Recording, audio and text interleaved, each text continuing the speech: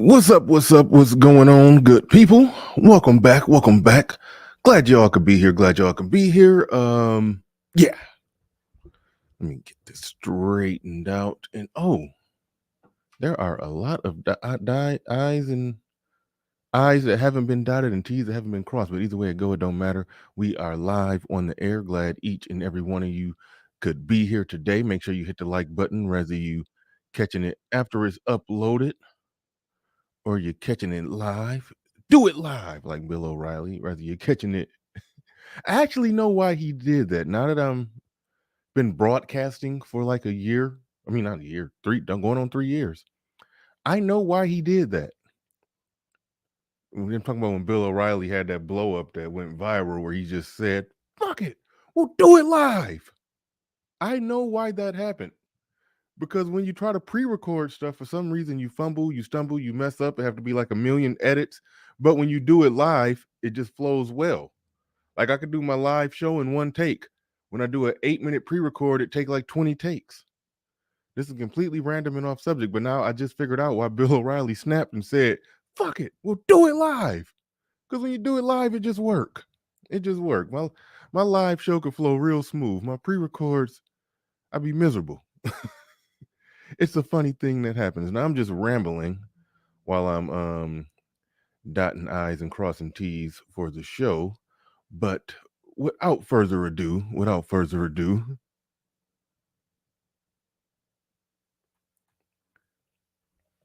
you wasn't supposed to see that.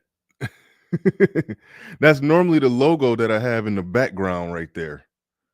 And for some reason, YouTube won't let me put it there. And I was trying to figure out why, and I made it public. But yeah, so that's a whole nother thing. But all right, y'all, let's go ahead and get into this. I did enough of my pre-show ramble. Shout out to everybody in the building. See you down there, JC in the building. See you, Hoop Jargon. Let me roll my intro and come right back. But you weren't supposed to see that, Hoop.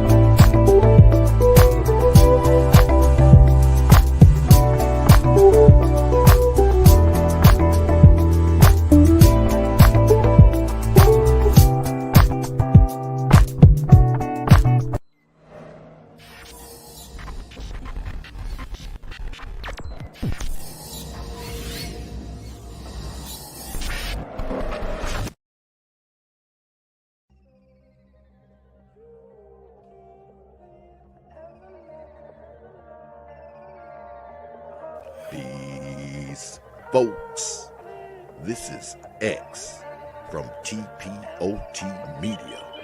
Open your mind and wake your black ass up. You know what time it is.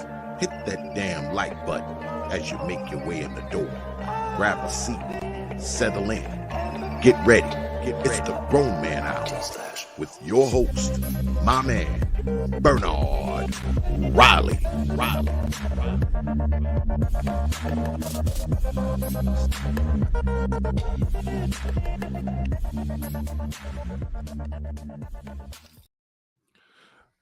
All right. What's up? What's going on, everybody? Welcome to the show. Appreciate each and every one of you for being here today. Shout out to all of you. And you know the routine, whether you're catching it live or you're catching it after it's uploaded. Make sure you hit the like button. Make sure you hit that like button.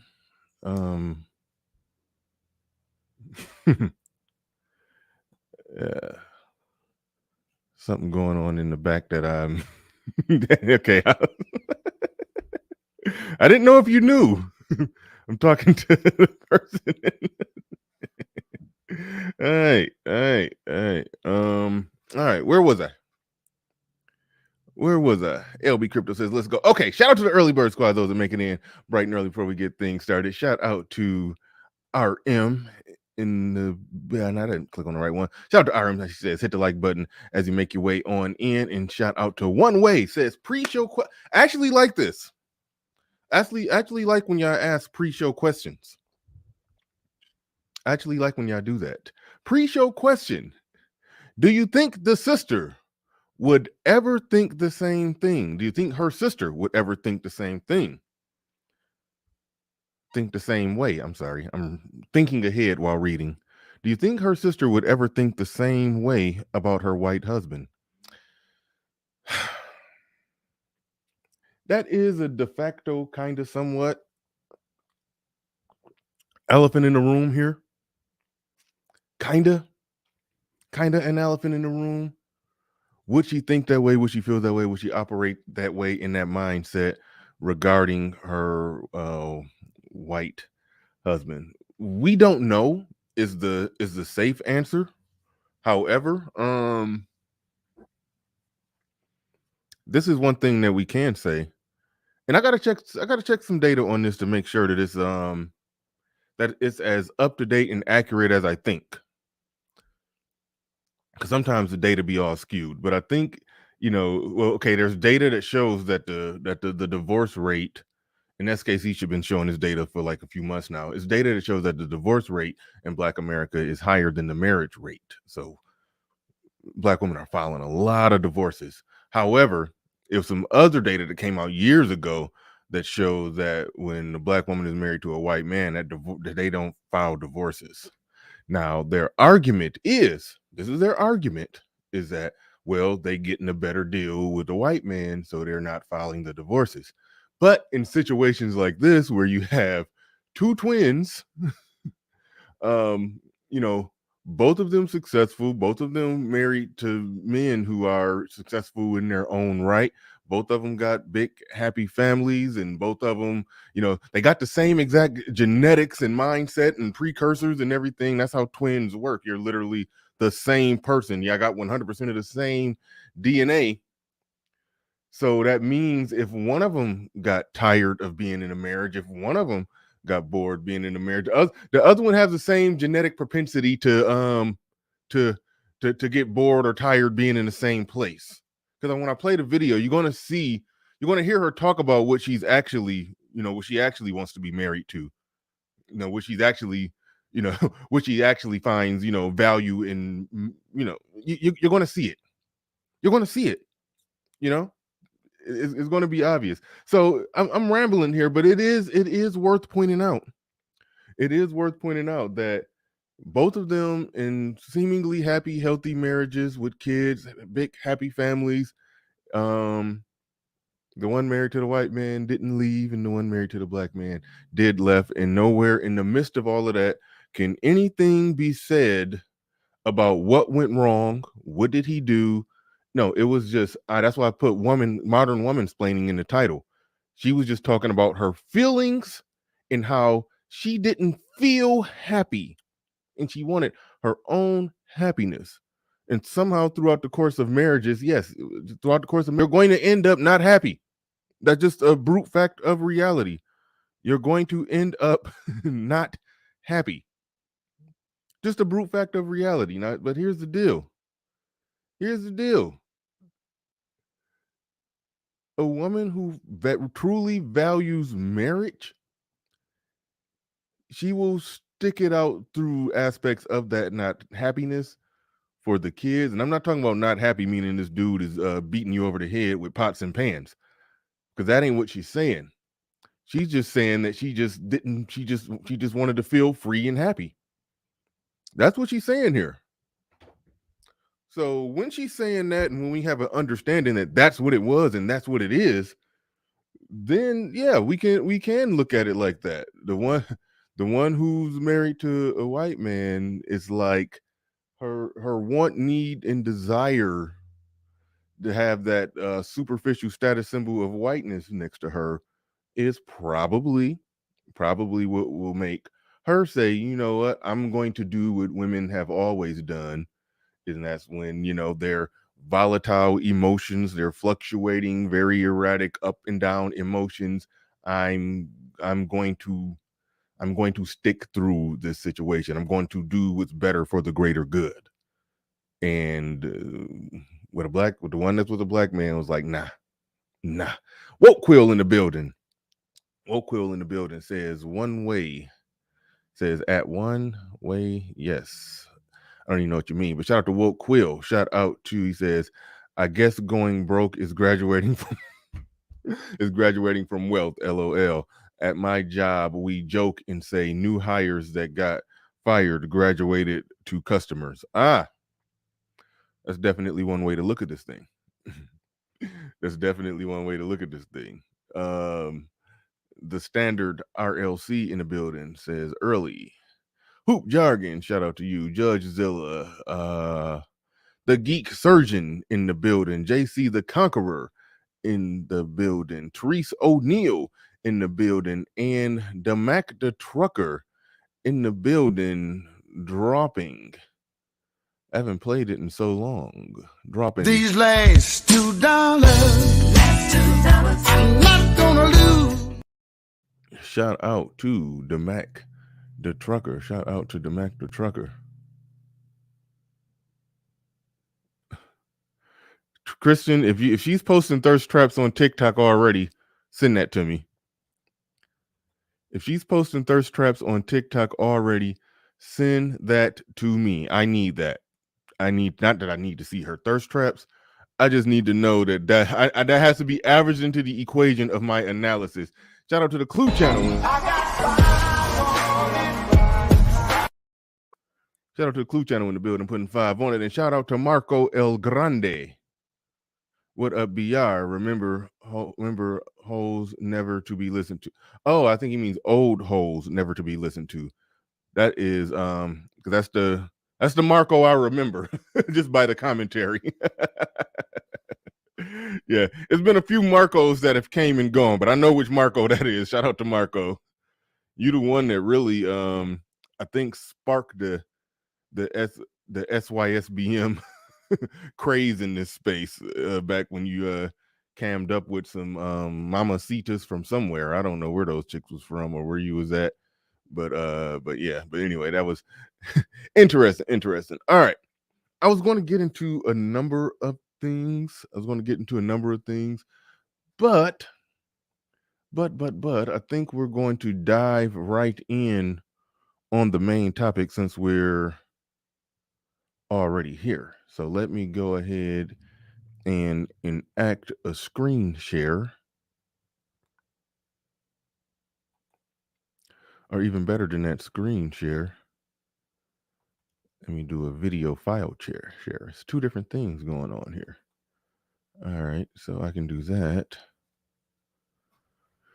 And I can pull that up. I can push pause on it. Wait, I got to skip all of that part because all that pre-show stuff, that makes me real annoyed listening to them ramble and give each other fake hugs and the whole works. I don't like to see all that part.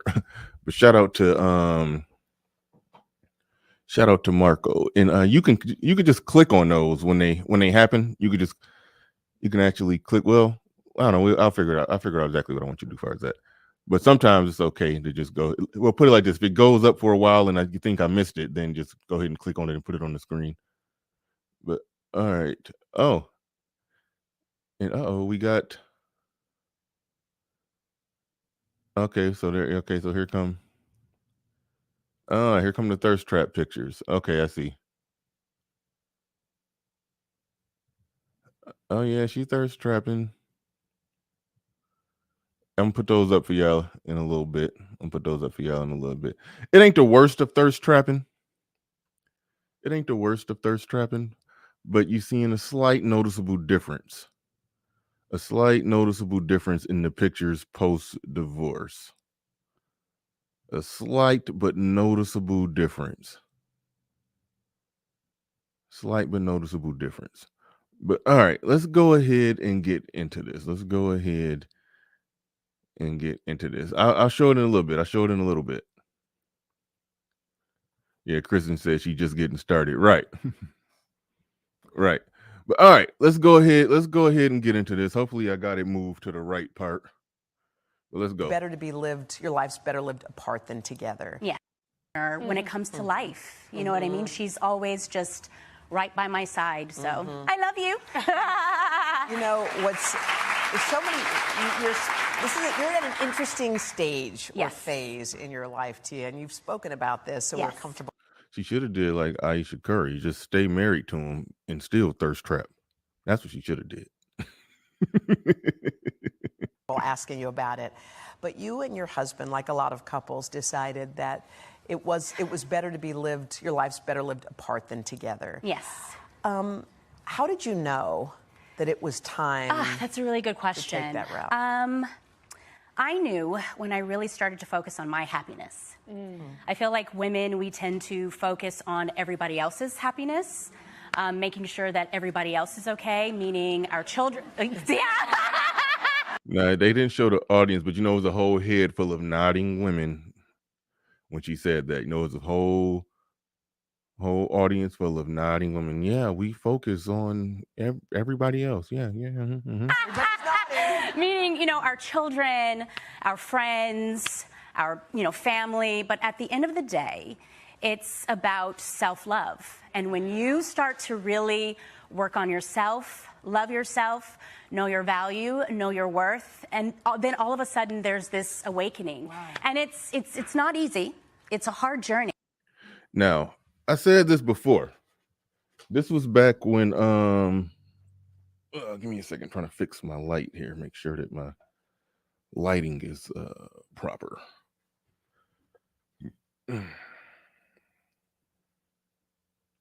Okay. I said this before.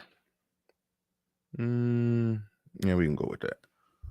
I said this before. When this was back when Derek Jackson and Kevin Samuels was when Derek Jackson had started clapping back at Kevin Samuels when he figured out that Kevin Samuels was taking too big of a part of his market share. One thing that I said when I started really looking at what Derek Jackson was talking about, I mean, I've always looked at what he's talking about and made, you know, response videos to some of the nonsense, but then after a while, it just I done left it alone lately. But he would talk a big game about self-love while simultaneously giving them advice that would ultimately lead to them being by their self.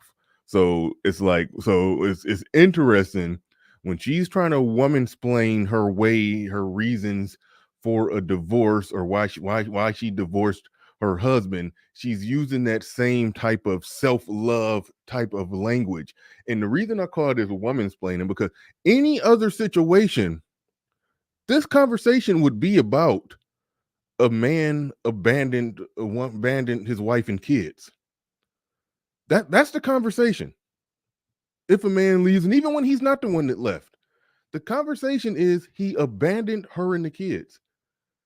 But when she's leaving, it's a self-love journey to find one's inner self and being. Like that's how they womansplain breaking up a family. That's why I always say, did he leave you and the kids, or did you leave him and just take the kids with you? Because but this is what it sounds like. What we're hearing right here, this is what it have always sound like. An inner peace self-love journey is just womansplaining away. I'm breaking up my family for my own personal selfish reasons. But at the same time, she says, because we always care about everyone else.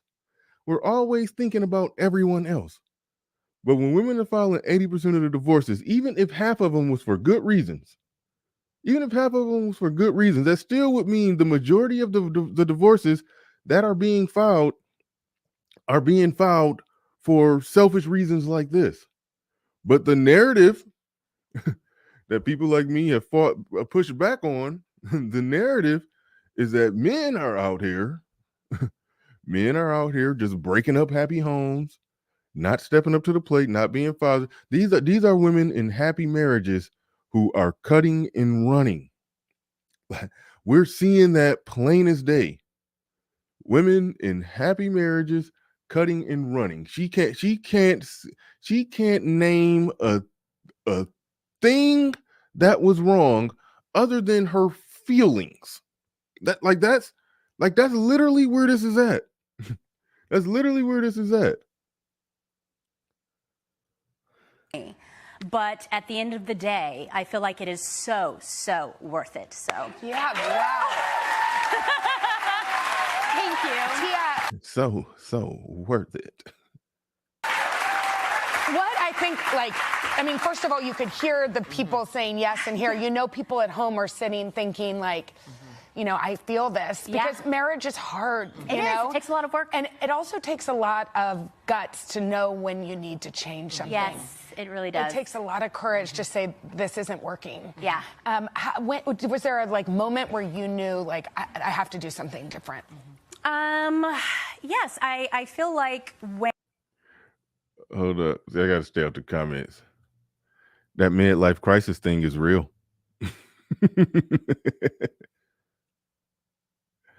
Yeah, I'm bringing people up today. I'm bringing probably about an hour. Probably at the 1 hour mark.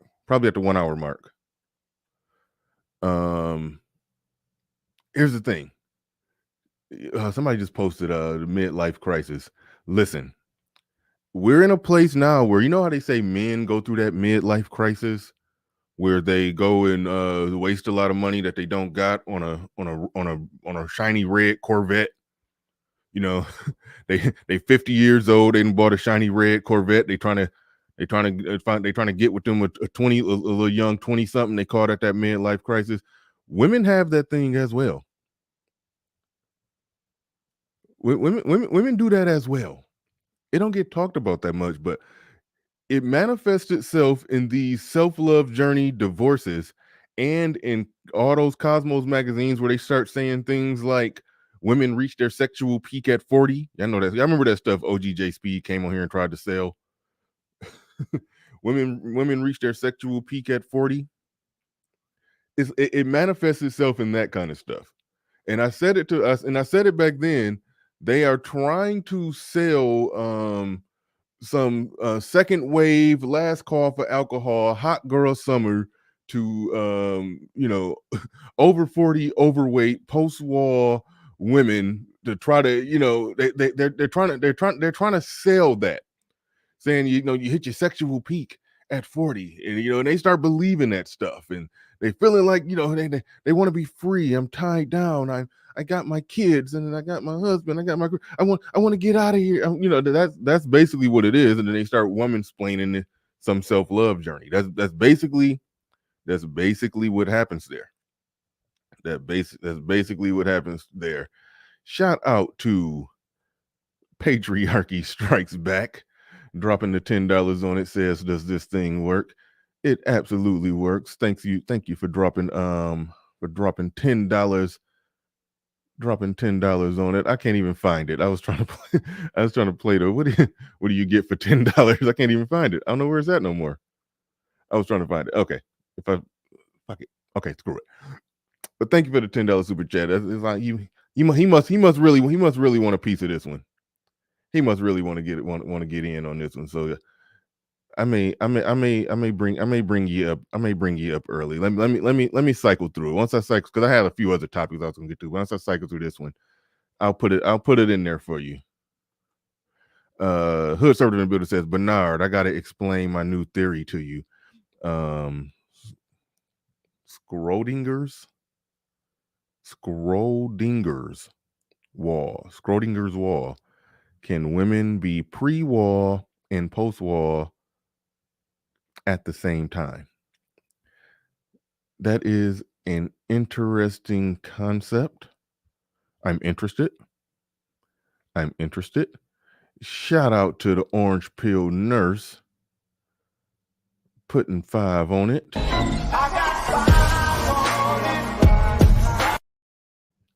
Shout out to Sir Tice in the building, says Lions gonna win 3 in a row. I don't even watch the Lions. I don't know their record. I don't know what they're doing with their lives right now. They won 2 in a row? Haven't watched any football in like 3 weeks. Lions are winning? Listen, Sir Tice, you know very well We have both sat there and watched the Lions get off to a 6-1 start and finish 8-8. We've watched them get off to a 6-1 start and finish 7-9. We're both fellow Michiganders. So, like, why are you getting your hopes up off of a 2-game win streak? The Lions have to be in the Super Bowl with Lions got to be in the Super Bowl up 21 with 5 minutes left on the clock before I get my hopes up. They're gonna figure out a way to snatch defeat out of the jaws of victory. So no, I don't even know why you're announcing a 2-game win streak from the Lions like it matter. They going to figure out a way to lose. Like cut it out. I'm not even playing that game with you. I'm not. The Lions will figure out a way to lose. But shout out to Sir Tice coming through, dropping $10 on it. There it is. What do we get for $10? Everything you want. Everything? Everything. You. I ain't played that in a while. That one always tickles me. But thank you, Patrick Starkback and Sir Tice for dropping $10 on it. Orange Peel Nurse in the building says it takes courage to divorce.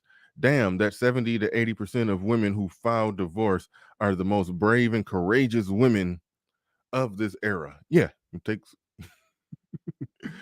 a lot of courage to boldly go where many women have gone before. See, it's not like it. You know what? It took courage in a pre-alimony, pre-child support time, and pre-women having, ability to make the money that they make and do the things that they do. Pre all of that. Yeah, it did take some courage back then. It definitely took courage. Right now, ain't no damn courage, because we're gonna hear it once we play the tape. We're gonna see why it was so easy for her to do and took no courage at all. But shout out to Sir Tice, shout out to Orange Peel Nurse, shout out to Omega Dreads Gaming Channel in the building. I want 150,000, so we can settle out of court right now for $20. Man, get your. Shout out to Omega Dreads Gaming Channel putting $20 on it. Do appreciate you. Marco El Grande back in the building. He says it's the old expired whole propaganda. Yes, absolutely. Absolutely. They do their damnedest to sell it. They do their damnedest to sell it to you. They absolutely do. Shout out to Edward Anderson. I'm about to get back into the tape. Y'all got me too distracted. He says BGS states that it's under or used to be understood that marriage has to be sold. BGS states that it's understood or used to be understood that marriage has to be sold. Yeah. Salute, little big Nate. All right, let me get back into it. It's a lot of courage to say this isn't working. Yeah. Was there a moment where you knew I have to do something different? It was the moment when he came home drunk and he beat me up and he and he was abusing the kid. No, she's not gonna say nothing like that. It was the moment when I walked in on him having sex with my cousin. Nope, she's not gonna say nothing like that. Yes, I feel like when I started to, again, like I said, focus. There's the epics. I feel like it really does. It takes a lot of courage to say this isn't working. Yeah. Was there a moment where you knew I have to do something different? Yes, I feel like when I started to, again, like I said, focus on myself, but there was this sadness, and I knew that life is short. I had actually, lost my grandmother. We had lost Elena Housley, and both of them at the same time. There was just an aha moment in me where I said, you know what? You need to tap in, see what's really going on with your happiness. Life is short. Let's go. Let's start working on you and really focusing on what really, really matters here, which is, at the end of the day, your peace, your joy, and your happiness. So I would say that. And I was in therapy. So there it is. Ain't the end of it, but there it is right there. Perfect Storm says she wants some new D. She nothing she can describe about anything that was wrong other than I just didn't want to be married anymore. I just wanted to be free. I just wanted my own peace. I, me, as Dark Relief is saying down there. I, me. That's essentially what it is. She's about to get into this. She's about to get into this thing that's going to sound a lot. I don't know who it was. It was some very thotty Brittany Renner type chick. Y'all probably know who it is. If she said something about a term marriage. No, that was Superhead. Catherine Stevens, I forgot her name. She said something about a term marriage. She don't think marriage is supposed to be some long-lasting thing. She actually thinks that, it's a term marriage. We got together for a term, a segment, and once we, do what we got together to do, the task is done, then boom, we gone. And so people be saying that, oh, well, y'all just, listening, paying attention what these thotty chicks are saying, and y'all thinking that's all chicks.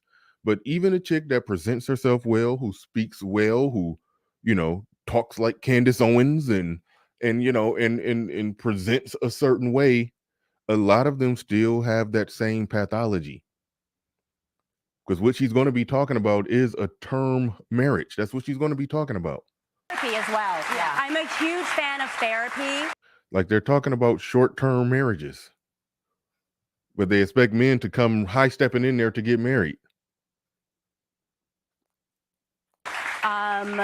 So it was all of that, together that gave me that, aha moment. What were you the most afraid of stepping in? Because you're stepping in. Because some people, when you say, "Oh, my husband and I are going our separate ways," they go, "Oh no, oh that's sad." But you actually see this as a celebration. A celebration. I really do. I look at it as one of my friends. She sent this beautiful letter to me from a woman who got a divorce, and it's all about this perspective, in my opinion, and just changing the narrative. It's men's fault that there's so many broken up families. That's the narrative. That's the narrative that we've been told is men's fault. So many broken up families. My marriage was a success. Yeah. I look at it as like a curriculum when you're in college or high school, right? You're learning, you're growing, you're evolving, you're creating. And I was able to create with Corey some beautiful, amazing children. Mm-hmm. Yeah. And at the end of that curriculum, and at the end, there's a graduation, there's a celebration. So that's basically, how I'm looking at it now. And I feel like people when they look at marriage, Corey, some beautiful, amazing children. Mm-hmm. Yeah. And at the end of that curriculum, and at the end, there's a graduation, there's a celebration. Mm-hmm. So that's basically. They be wanting the status symbol of marriage and kids. Once they get the status symbol of marriage, I got somebody to marry me. I got somebody to get on one knee and show that ultimate token of how how amazing of a woman that I am, that somebody wanted to marry me. They get that status, they get the kids, then it runs its course, and then now they walk away with the one thing that they really truly wanted out of it, and they wanted children. Now they probably, some of them, the more decent, sophisticated ones, a lot of them would rather not get knocked up by J-Rock and Nuck and them. So no, they'll even find a decent dude to marry him. That decent guy will marry them. They'll stay married for a decade. They'll get their kids. They'll advance in their career. They'll be, fully established and realized, and then they will move on from there. Like, she's literally just talking about, like, her relationship goals bucket list was complete. Had the husband, the kids, house, picket fence, dog, career, everything. They say a woman can't have it all. No, she had it all, and then she just said, meh. So what are men to think in these situations? Like legitimately, what are we legitimately to think if we're analyzing what women do? And keep in mind, if we're just talking about a random one-off, that's one thing. She's on a professional TV show set, listening with women basically egging her on, an audience full of women nodding and clapping. Like this is all okay. This is all great. This is like so. Then they find their way back to the manosphere. Okay. The women will, be scrolling through their phone and they may pull up a channel of a man talking. And then they will then try to compartmentalize the stuff they just did and said and agreed with and thought was okay. And then they will try to argue that our reaction to it is wrong. Well, no, that's not all women. Well, what kind of women are you talking about? And that same woman who will be asking you that question will also be one of the same women who's applauding her. And that's why I try to argue that when we're talking about women today, we're not even talking about, the out-of-pocket chick who would throw a brick through your window. Like that's obvious. We can see that a mile away. But no, with women in general today, of all stripes, there's a certain pathology. Now, keep in mind, I'm not saying all women, but I'm saying that women of all stripes, of all cultures, background, or whatever the hell, all have the ability or capacity to hold some modern woman ideals. Like that was one of the big things that Kevin Samuels' show exposed. There was a lot of women on there. I mean, there was some who just came in hot and you just knew they was on some bull. But then it was some that came in, speaking kind of, decently. And he just interrogated their thought process, and we found out that, yeah, they ain't about that life. They ain't serious. They ain't saying with the things that they saying that they want. We have soundly exposed that they don't want it. They're full of shit. And then even when they get it, after they have it for a while, then they're like, they don't want it. One thing that I said early, this was 3 years ago when I first started my channel, I was just throwing out little pre-records. That probably was 4 years ago now when I was just making little pre-records. I was saying with a lot of women, it don't matter what you're doing for them. Once they get used to you doing it, then you're not doing nothing. That's what a lot of them will do. So I always circle it back to when they try to pin it on the men. Like we're watching publicly. And I let's make this clear. Let's strip away all the fluff and the feathers. We're watching we're watching somebody break up a family. Like if the man left her, the perception of it is that he walked out the door, the women and children clinged on to his ankles, and he like just dragging them. He like punching at their hands to get their hands and arms wrapped from around his ankles so he can go walk out the door. And they were just on the porch crying. It looked like The Color Purple or some shit. Like that's the perception of how families break up. That's the perception of how families break up. But no, now families break up to a warm, welcoming applause and the woman talking about her self-love journey. Like that's how families break up. But it's the man's fault. It's the man's fault.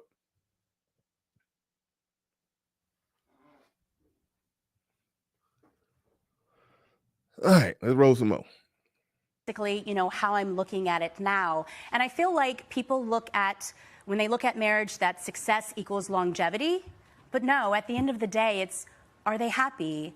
Are they thriving? Are they growing? And I feel like that is what is most important. It's not about staying in something because however long you are in that situation, that equals success. It's about really, again, are you happy? Because life is really short. Yeah. Joy and your happiness. So I would say that. And I was in therapy. There was just an aha moment in me where I said, you know what? You need to tap in, see what's really going on with your happiness. Life is short. Let's go. Let's start working on you and really focusing on what really, really matters here, which is at the end of the day, your peace, your joy, and your happiness. So I would say that. And I was in therapy as well. Yeah. I'm a huge fan of therapy. So just running it back to the graduated part of it. It was all of that, together that gave me that aha moment. What were you the most afraid of stepping in? Because this is you're stepping in. Because some people, when you say, "Oh, my husband and I are going our separate ways," they go, "Oh no, oh that's sad." But you actually see this as a celebration. A celebration. I really do. I look at it as one of my friends. She sent this beautiful letter to me from a woman who got a divorce, and it's all about this perspective, in my opinion, and just changing the narrative. My marriage was a success. Yeah. I look at it as like a curriculum when you're in college or high school, right? You're learning, you're growing, you're evolving, you're creating. And I was able to create with Corey some beautiful, amazing children. And at the end of that curriculum, and at the end, there's a graduation, there's a celebration. So she's calling divorce a graduation. Did she graduate or did she quit? Did she graduate? She's it's Kanye West. You're a college dropout. This is not a graduation. It's a dropout. You quit. You flunked the final exam. You didn't graduate. That's the thing that they're saying. You could graduate from being married. I graduated. I think you can graduate from if a chick was thotting it up and then she quit thotting it up and settled down and she can make an argument that she graduated from being for the streets, but you can't leave the streets, get married, and then graduate from marriage and go back to the streets and say you graduated. No, you quit. You abandoned the post. What the hell? Like what kind of cockeyed mess is that, man? So that's that situation that equals success. Excited about it. It's the Chase Marriott Bonvoy Boundless card partnership, and I love traveling with my kids. Okay, here we go. Your resilience and strength is really beautiful. And I know that one of the things you love with your kids is to travel. You have a new project. Tell us a little bit about it. Okay, now we about to find out what she really married to. This is the part I was trying to get to. Okay, now she right now she about to explain. Now listen, she about to explain what she was actually married to all this time, and the husband was just a showpiece or a figurehead. She's about to explain what she's actually married to. Strength is really beautiful. And I know that one of the things you love with your kids is to travel. You have a new project. Tell us a little bit about it. I have an amazing partnership. I'm very excited about it. It's the Chase Marriott Bonvoy Boundless card partnership, and I love traveling with my kids. I feel like when you travel, you learn, you grow, you learn more about myself, and the card basically empowers that traveling experience because with the card I can earn points not only towards like hotel stays, but also like doing every day purchases, like going to the gas station, grocery store, going to dinner. And I'm a busy working mom, and it's nice to know that I don't have to worry about earning these points towards our next amazing trip. But traveling she transitioned this shit to a goddamn commercial to a product that she's selling now. When she's talking about, I got this great partnership and business opportunity, and I like to travel with my kids. So right now, she's explaining exactly what it is that she's married to. She's married to whatever business arrangements, partnerships she got going on, kids, and traveling. That's what she wanted. Long story short, she needed the man's sperm. She needed him as a showpiece figurehead, so she just didn't look like somebody who just got knocked up. Once all of that was established, now she can leave and then womansplain about her happiness and her self-love journey and get a pat on the back for breaking up a family. Like that's literally what it was. She went from womansplaining how she broke up a family to doing an infomercial for some I don't know, some type of magical debit card or something for traveling. I don't know. Like she literally, that's literally what happened. That's literally what happened.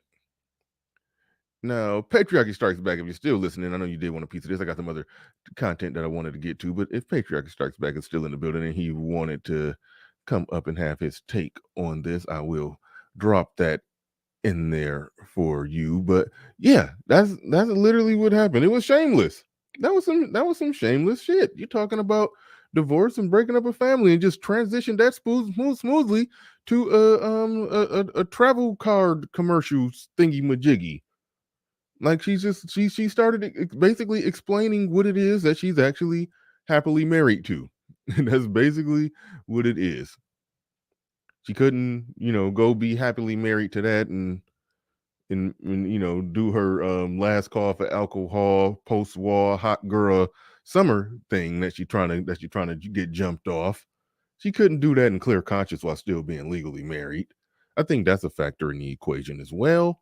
But I think a lot of it is listen, when Kevin Samuels used to be talking about the modern woman, he wasn't talking about ratchet thoughts. He was talking about this type of thought process right here. This type of thought process. Charles Merchant in the building says they always preface with "I feel like," because feelings don't have to be proven. Absolutely, absolutely. Shout out to Charles Merchant. Gail in the building, dropping $4 on it, $4 super sticker. Do greatly appreciate that. Shout out to Gail. We also got Nice in the building, says modern women are purely just selfish creatures. Any men marrying these modern women any men marrying these modern women is like giving the robber the gun, the SA offender a condom. Oh, sexual. Okay. Men need to move like modern women are professional con artists.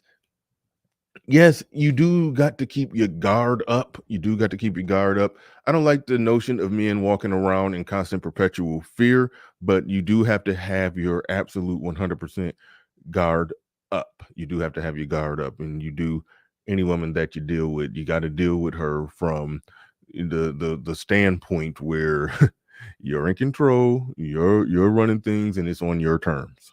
That's pretty much what it got to come down to. Anything short of that, I say you more or less might as well cut and run. That's where I'm at with it. Just keep it casual. But Deacon Dave in the building says the marriage was a break from the carousel. Yep. Shout out to you. Appreciate you. Nice. Thank you for the $20 super chat. I do appreciate that.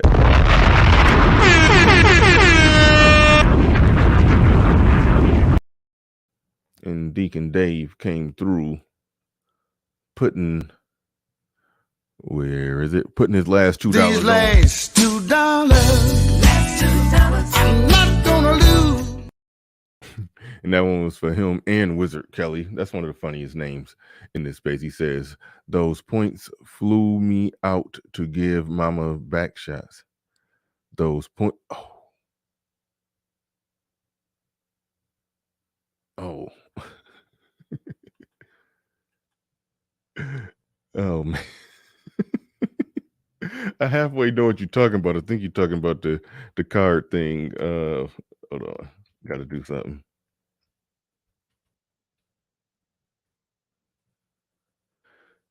All right. Check the private chat. Check that private chat. All right. Where we at? Christian in the building. Christian in the building says Tia Mari is worth $4 million. She needs a job really bad. Just watch the next 18 months. She ain't got it like that. Okay, $4 million is a lot of money, but if she's trying to live a Hollywood lifestyle and that $4 million net worth is in liquid cash, yeah, she will need a job, or we'll see her probably selling a bunch of stuff, selling properties and whatnot. That's plausible. That's very plausible that may be the case. Trying to get this right. It's very plausible that may be the case. But yeah. I mean, I think no, she works on that one show, right? She on one of those shows that's like The View, isn't she? She getting money. I think money not being an issue is part of the reason why she, felt comfortable and safe going on this self-love journey. BMS for Tech in the building says she graduated to what? Graduation doesn't mean your journey is over. It actually means you're supposed to go to the next level. This is the next level, being a fully actualized, realized, successful career mommy. That's the next level. That's the final form. You didn't know? That's the final form. But either way, be that as it may, shout out to everybody who supported the stream. Do appreciate 100%. Do appreciate each and every one of you. But all right, we about to get into another one. Check the private chat.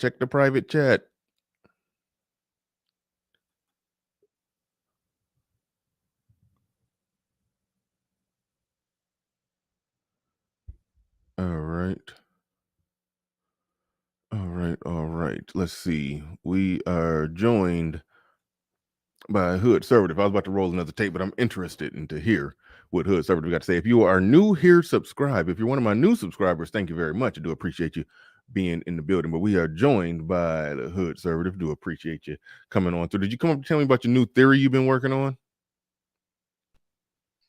A little bit, yeah, and it does sort of tie into the Tia Mowry situation because I didn't really comment on Tia directly, but loosely I was speaking on it in a roundabout way because I just did a whole stream about women rejecting motherhood and they don't want to be wives and all that stuff.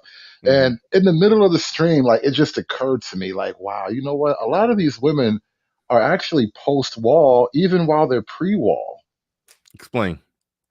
Okay, what do we typically think of as post-wall meaning, right? On the downside Hey, of hold your on, time out. Got to talk to my administrator in the back. We they marched and was hosed down to fight for we marched for black emojis. Get that peach pale colored emoji off of there. We do dark emojis over here. Our people fought for that. Thank you. Yeah, just make an edit. All right, go ahead, Conservative. Fighting for emoji representation and shit. God damn it. Anyway. No, so what do we think of as like the post-wall qualities, right? What makes post-wall? So it's usually it starts off out just on the downside of your physical attractiveness. That's like the rough end of it. But also what tends to come along with that is, aging and all that goes along, is you're going to have women who are often single moms. So you may or may not be a single mom, but more so than that, you're single mom minded, which means you got the go it alone spirit, which is almost characteristic of post wall women. They start out from the go it alone spirit, and what I kind of theorize is it possible for women who would otherwise be pre wall, but they're actually post wall because of one, they think and act post wall, and two, what if like a lot of women don't actually hit their physical attractive peak? So you are on the downslide of your attractiveness anyway. And so I'm just thinking it's an idea. That's why I called it Schrodinger's wall, sort of like Schrodinger's cat. The idea that the cat, Schrodinger basically, it was a mental exercise. If you put a cat in a box with a radioactive isotope, theoretically the isotope would kill the cat, but while the cat is in the box you wouldn't really know if the cat was dead or alive until you actually open the box. So for Schrodinger, what he said is the cat at that moment exists in a state of both dead and alive, right? Schrodinger's cat. And so I was thinking about it, it's like Schrodinger's wall. So the women are both pre-wall and post-wall at the same time.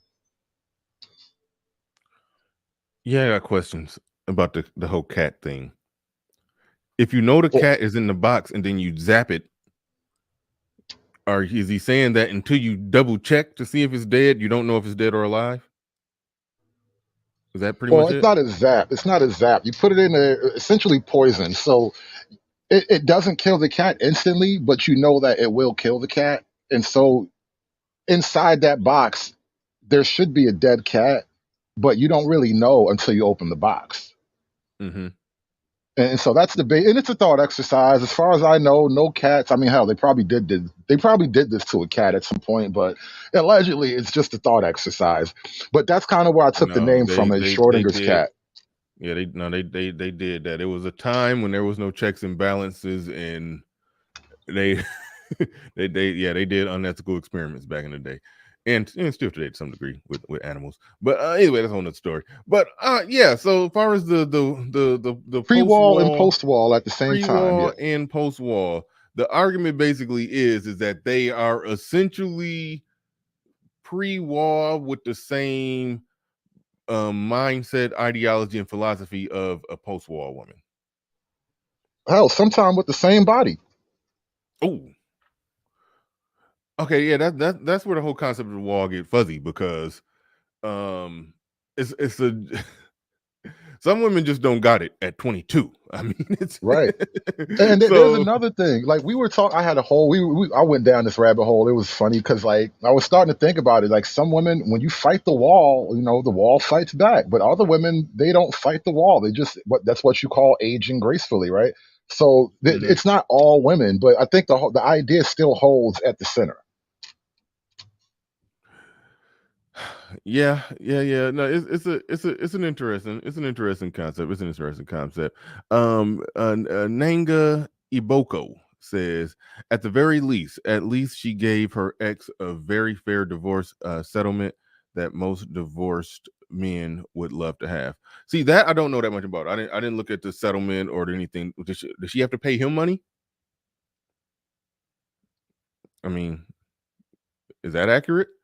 Do you even know about that end of it, Conservative? I really don't, and that all would depend on, I guess, who is the major earner. Because, like, if she makes more money by default as the major breadwinner, you probably Yeah, I would mean, it have to would pay. depend on how much he make. Like, if he just makes regular, let's just say he makes $150,000 and she's worth $4 million, and yeah, he came out good. He came out solid in that case. But Yeah, you got to remember, he right now is on the come up technically as a actor career wise. He's on the upshot, and yeah, I she was the already one. set, so she might have her money. Yeah, so I think they both just making it out, just walking away even, kind of.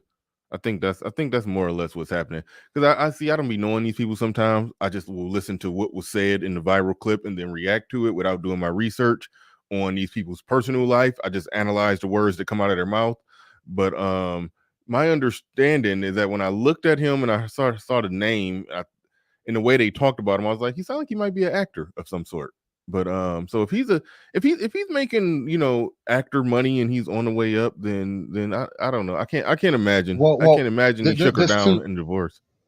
There's two levels to it, though. There's actor and then there's black actor. Like, you've probably seen him in a lot of black movies, but you haven't seen him in a lot of, like, major motion pictures. Like, I think he was in some kind of, like, chick flick, some kind of, The Wedding Man or something like that. I forget what it was, but there's a famous movie I know he was in. I forget what was it. Was it Think Like a Man? Was he in that? But he'd be in movies like that. You know what I mean? Yeah. Yeah, so basically you're saying niggas don't pay very well. All right, what you thought about the pre-show question that somebody asked here? He says, do you think one way asked the pre-show question? He says, do you think her sister would ever think the same way about her white husband? That is an interesting. Well, the whole like it's a theory that we have over here in the red pill land that black women with white men tend to stay married longer. It's a little known fact that gets thrown around a lot. It's data that supports that. Yeah, so I said it's a little known fact that gets thrown around a lot. Yeah, and shout out to Game Changer. Game Changer explained it like this: they value whiteness more than they value marriage. Which is why I say, as black men, we should try to get what? Right. I mean, the women want. We should try to get what? White power. That's what they want, right? We should get all the things that the white man has, so you can see us just as well as you see him. I'm playing with words, but that's the idea. Yeah, there's a catch. They even if you in the Benz, you still a nigga in a coupe. That's a. I think that applies to some women. They still, I don't think They're So not we're going saying, to see you. They'll see you like that in the lens that, okay, this man is doing good, I can benefit from it. But far as the overall collective of black men, they're still a lot of them are still going to look at black men as as a group as less than.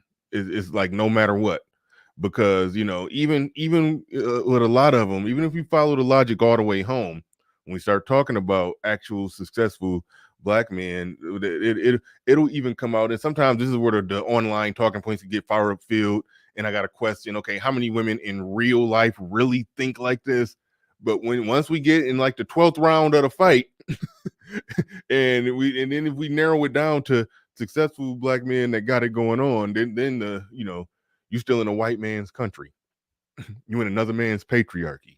You in another man, and when that comes out, then that's when you realize that it's no winning. it's isn't that's the precise moment when you realize that. So once it gets that far upfield, then we can look at the data. We can go down, we can hear them say that, then we can go back to the data that clearly shows that they file for divorce less when they're married to a white man. We can, and then there's that. We can examine it from that perspective. And in situations like this, do put a big shining spotlight on the fact that it don't matter. It doesn't matter the success level. This wasn't an unsuccessful man. He's an actor. She's a 44, 46 something year old actress, or retired actress. did she TV date show. down technically? Did she date down? I mean, Yeah, technically. I reject the premise on the concept, but Why do you reject it though? I'm curious how you think it's opposite. well, no, when it comes to dating down, women dating down, I reject the premise. I think a woman is dating down if she's not dating down because she makes more money. She's going to get what she's going to get based off how she looks and presents herself and whatnot. That's going to determine what she gets. And there's plenty of women that technically look like her that aren't married to up and coming actors. So in that sense, like if you just take her and then just give her a regular job working at a cubicle somewhere, and then you take him, it's like, I would argue that a good looking up and coming actor could technically do better than her if you take away her money. You see, and seeing as men aren't exactly hypergamous. I mean, we see it in some men, but men aren't exactly hypergamous. They value other things in women. The simple rule or principle is, am I attracted to her, and is she pleasant to be around? That's really my simple rule. Am I attracted to you, and are you pleasant to be around?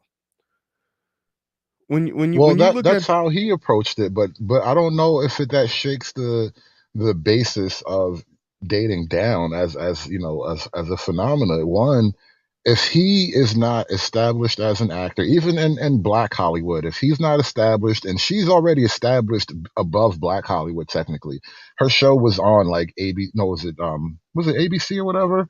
She had either a one, hit show. Yeah, a hit show on a major network. So you're above Black, acting at that point. Even if it's a Black show, once you're on a major network, you're kind of up there. And career then for two, career for career for career, she dated down. Yeah, I'll give you that. right. And so and not just career, but that also it takes it to a class level or status level too. Now, because now it's not just that, she's good at her job. Like, no, she's in a whole different world now, because that Hollywood thing is like its own little universe. So I think there is a dating down phenomena there where, like, all right, she dated down and now she's done with him. Okay, but and this is my point. Wizard Kelly is saying not all Bernard. Okay, not all Bernard. Oprah dated Stedman. Okay, maybe you misunderstood my point. The point that I'm making is that when Oprah got with Stedman, I mean, hell, just pull up just put on the color purple and pick a random freeze frame at random when Oprah was on screen. That's what she looked like when she got with Stedman. So what I'm saying is she didn't date down because she could do no better. That's all I'm saying. No, no, no. What if it's not like that? Because look, no one ever sees Stedman as having the ability to eventually surpass Oprah, right? Stedman will always be Stedman. But Mhm. this guy may actually be on the up. Like he may be like, starting catching fire with his career. And so it could be a thing of like, chicks really don't want to see you grow. She liked you as you were. That's an angle. That's an angle on it. I could see that angle, and I'm just curious. Let's just say a year earlier, before the divorce was filed, okay, he get his big break. He get let's just say if a year and a half ago they would have, when they started filming Black Panther, they would have hired him to replace T'Challa. Do she divorce him? You see what I'm saying? Nah, If she would just grow to hate him for a lot. She would just grow to hate him for a lot longer because now she sees all the pressure of being his wife and the events and all that, and she would do it for a while, but she would just grow to hate him even more. no, I don't think, maybe she'd grow to hate him, but in that situation, the status symbol of being with him would be big enough to will be big enough for her to stay, and that's where it goes back to the white man, the superficial status of whiteness. Why they don't file for divorces with a white man, because the superficial status of whiteness. Okay, the status of being married to an actual really big movie star, that would become a thing that ultimately would make her stay. I think she's accepted. Okay, he's not going to become a bigger movie star than what he is. If he does, so what? I mean, it would just be a small fluctuation. I got my kids. I got my own career. I got my own money, and I got these kids without just getting knocked up and being some chick that got pregnant. I've done it like that. That's why she's looking at it like, I won. I graduated. I can walk away from this shit and walk away with my head up and get in a crowd of women and get patted on the back and you go, girl. So I think that's more or Yeah, less. that's a wild life cycle right there, by the way. Like I've graduated from marriage and now I won. Like he was the final boss of her life and now she's free. It just creates such a weird mental image because is that how women see marriage? Is like, all right, let me conquer this man and then I finally won at life. Now I Mhm. can coast. That's wild. Yeah, it's like let me let me conquer this man. That is that is some interesting shit. That is some interesting shit. Corey was doomed because he wasn't the breadwinner. Yeah, I mean, I looking chicks who make millions in the movie industry. I mean, unless she I mean, she ain't gonna get Michael B. Jordan to want to marry her. So I mean, yeah. So any dude any actor she get with, any actor who will get with her will make less than her, because the actors that make more than her can do better than her. That is just the simple math of it. That is just the simple math of it, and that just is what it is. Damn. You know what? Confucius teaches that you can embrace the streets or the wall. What you say? Confucius? Confucius teaches that you can embrace the street or the wall. You said Confucius. It's in the book of Ho I Ching. He said Confucius. It's real. It's real. Because look, once you hit that age in life, like you said, her marriage options are down, right? And by embrace the wall, all I mean is age gracefully, right? No, no, you'll never be what you used to be, and that applies for everybody. But we're talking about this particular thing with women, so you'll never be what you used to be. So don't try to chase your old dreams, right? And just live out the dreams that you have, especially when you're a woman like that. You're already living out dreams, generally speaking. So embrace the wall. Don't fight the wall because the wall will beat your ass and send you back to the street. So you embrace the wall or embrace the street. This is what Confucius teaches. See, now this is an interesting one. This is one I didn't know that I pay little to no attention to. She's saying that what's interesting is that white/Latina actresses like Jessica Alba is just fine with her husband, who was an up and coming actor, Cash Warren. See, I don't keep up with them folks, but that's an interesting dynamic. But so right now, while I got you here, the other piece of material that I had before I put the link in the chat, I thought Patriarchy Strikes Back wanted to come up, but I'll throw this up, and you'll get put on the spot with a response. Bad boys that I dated, I thought, you know what? Let me just date the good. Oh yeah, I love live response. Let's do it. Yeah, let's go. After all the bad boys that I dated, I thought, you know what? Let me just date the good guy. And that didn't work out because I felt like superior to him. There was no sexual polarity. It just didn't work out because I felt like I was the boss. I felt Did you find yourself snapping on him and getting a little bit more disrespectful than you normally would? Very. That's typically what happens. Yeah. And I did things to him that I wouldn't do to Katie. And it's unfortunate because he's a good guy. He didn't do anything to me. The problem is that this actually makes perfect sense. He should have. Yeah. Let me before you explain how it makes perfect sense. Let me just this is how I analyze this, and I did a short on this, but this is how I analyze this. If a woman, can we even use the term good woman when describing them? If they're basically saying their default setting is to treat you bad, and unless of course you stop them. That's the default setting. I'll only be good if you don't allow me to be bad. And the analogy that I came up with is that, okay, if I was attempting to have sex with my woman's sister and she intervenes, stops it, and lets me know that she ain't gonna go for that, and then I say, okay, I won't do it no more. Okay, I won't do it. Can I then sit there and say, but it didn't happen. I'm not going to do it. I'm still a good man though, right?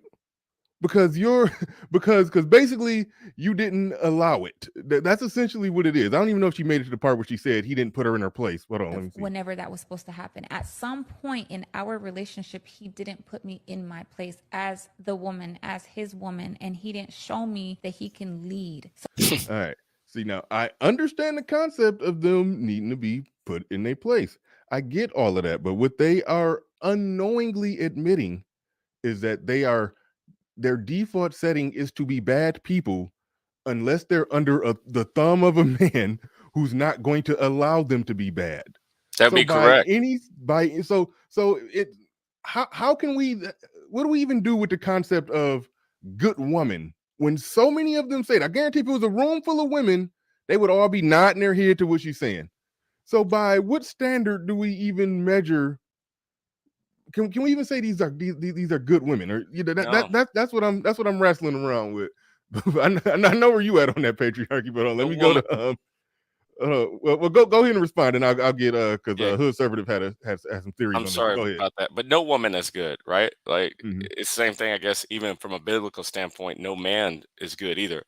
But this is something that we can't correct because we aren't allowed by the law to do anything, right? I mean, this is, and I'm not saying, I mean, it's just like I think they have more laws on their side to do stuff to us, like, than vice versa. So for me, it's, we're not in a position of, I mean, even if the man wanted to, she still has the ability to go out and say he did something that he may not have done, or she still has a higher authority that she can appeal to. But I do like the fact that we're at least admitting their nature, that they're not good. So, yeah. Yeah. If she's saying that if a guy. She doesn't look like a good person either. And I think, no, that's a face that will fool many. But, but she's literally saying her default nature, she's going to treat somebody bad unless they don't allow it. If he allows it, she's going to be a horrible piece of shit to him. If he stops her, then she won't be that. It's like, by what standard do we even measure or use the term good woman to describe them, if Well, that's what so many of them are saying? But go ahead, Hood. we are God to them in our proper role. That's kind of what you sort of described. Like, it's like I would be a good person if I knew God was watching, which is kind of the whole reason why like the church exists in a grand scheme of things. So, but like that's kind of the role. It's like, man, woman, God. That whole, I mean, God, man, woman, rather. That's the natural order thing. So it's like we are the conduit to God. So on earth, a good man is like her God. This is why back in them days you would be called the Lord, the Lord of the manor. My good Lord, good, that it was a phrase that was used for men, and I'm being a little facetious, but the point still holds. Like the relationship is that, and it's a natural order kind of thing. And what she was also getting at, this is why I said it actually makes perfect sense too. And women have sort of been beaten off of the idea, just culturally, but they've been shamed for admitting the truth. And now it's like girl power and all that stuff. But the simple fact is, women are afraid of men. I was watching a video. One of my subscribers, this guy named Donovan, he makes like these really interesting videos, and he was talking about how like the natural world for a woman is really a world of fear. Like every man you walk down the street past, at a certain point in your life, you have that raw realization that this man wants you sexually. Like almost every man you walk past, especially if you're a really good looking woman. And that's just a thing. And so there's nothing you can do about the fact that they want you. And so every time you walk past, in her mind, it's a moment of, what is he going to do? Like women live in that world because of men. It's not a bad or wrong thing. I'm just describing the reality of it. And what she's saying is that men actually do have a raw power to check women. So when men don't, it does sort of like leave them short. It does kind of like leave them like, oh wait, you're not a man. I was afraid of you. Like, why the hell was I afraid of you? Like, no, she's supposed to have that little question mark. This is why I think we even joke about this, Bernard. You and I, we joke about this. Even in the context of a relationship, you always want to leave that air of like, I better not go too far with this nigga. Like, I don't want to know what he might really do. And even if you're not even ever thinking like I'm gonna hurt my woman, but it's just that air of like unyielding masculinity, and it's a thing that they can't help but respond to. And so like when guys talk about these kinds of things, when you get like the Andrew Tate kind of guys who talk about it like very openly and casually, it sounds crazy, but it only sounds crazy because we've been lying for so long. BMS for checks says the stakes must be high for Black women to be complaint. There must be the possibility of loss before they, compliant. I'm sorry. Compliant. There must be the possibility of loss before they fall into their feminine completely. Thank you for the super chat. Do appreciate that. All right. Was that okay? Well, no, I think you did answer how you thought it made sense. So yeah, I think you did answer what you initially wanted to answer. Now, Patriarchy Strikes Back. You were saying when I had the Tia Mowery thing up, you had wanted to link then. So I think you had something. I wanted to bring up the fact that she's got really fat shoulders. She's gotten extremely fat. I've never been a fan of the mole. Yeah, I've never been. Look how fat she's gotten. I've never been a fan of the mole on her face, even from the sister days. And weren't they like on a show like a couple years ago crying about how everybody viewed them as goofy?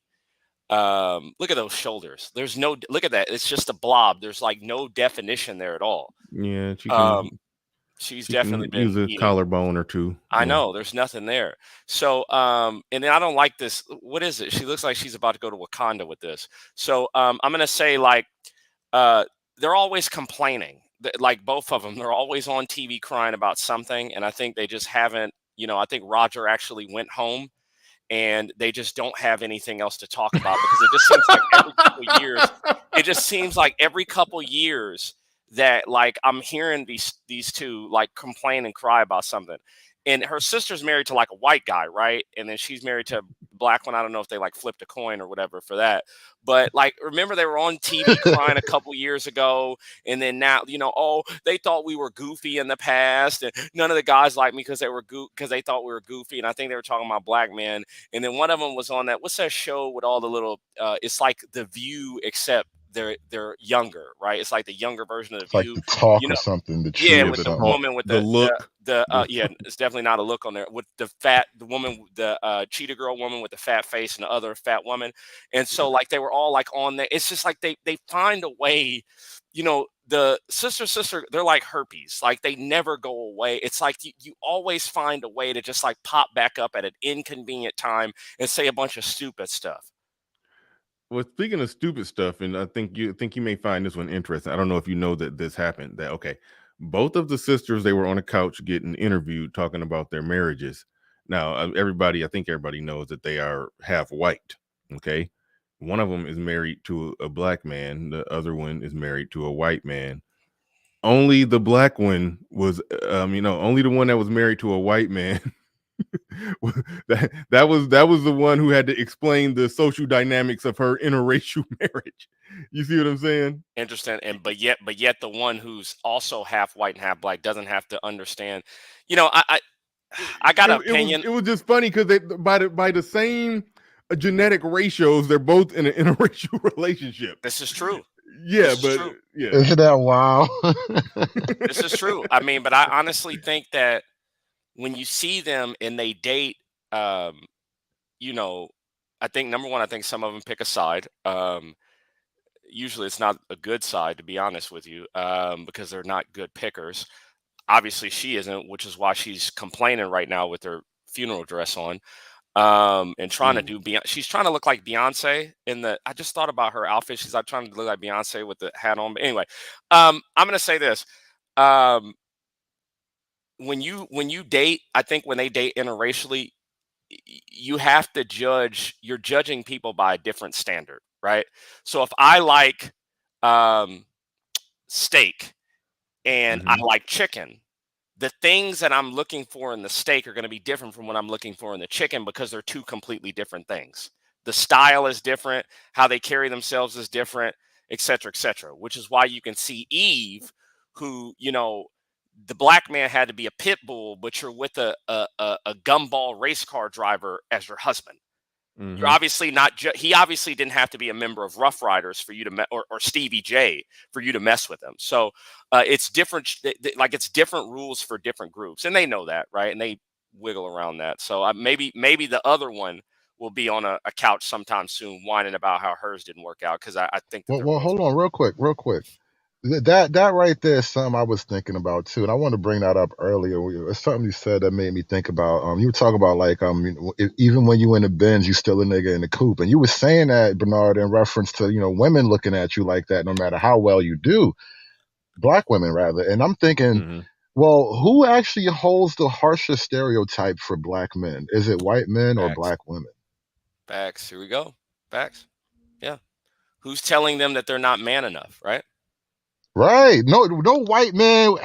White men are not allowed to get on TV and talk about black men's lack of masculinity. There will never be a podcast with a bunch of white dudes talking about how these black men just ain't really getting it done. But you got women out here with 100,000, they approaching 1 million subscribers and all of this, talking about all the things black men aren't capable of. And when you ask like who's really down for you, and I'm just saying, I'm not saying the white man's down for you. I'm just saying she probably isn't though. Yeah. I do have to, as much as I don't like throwing Whitey to the ground, I have to with that one. He is down for them, right? Because this would not be going on if those roles were reversed.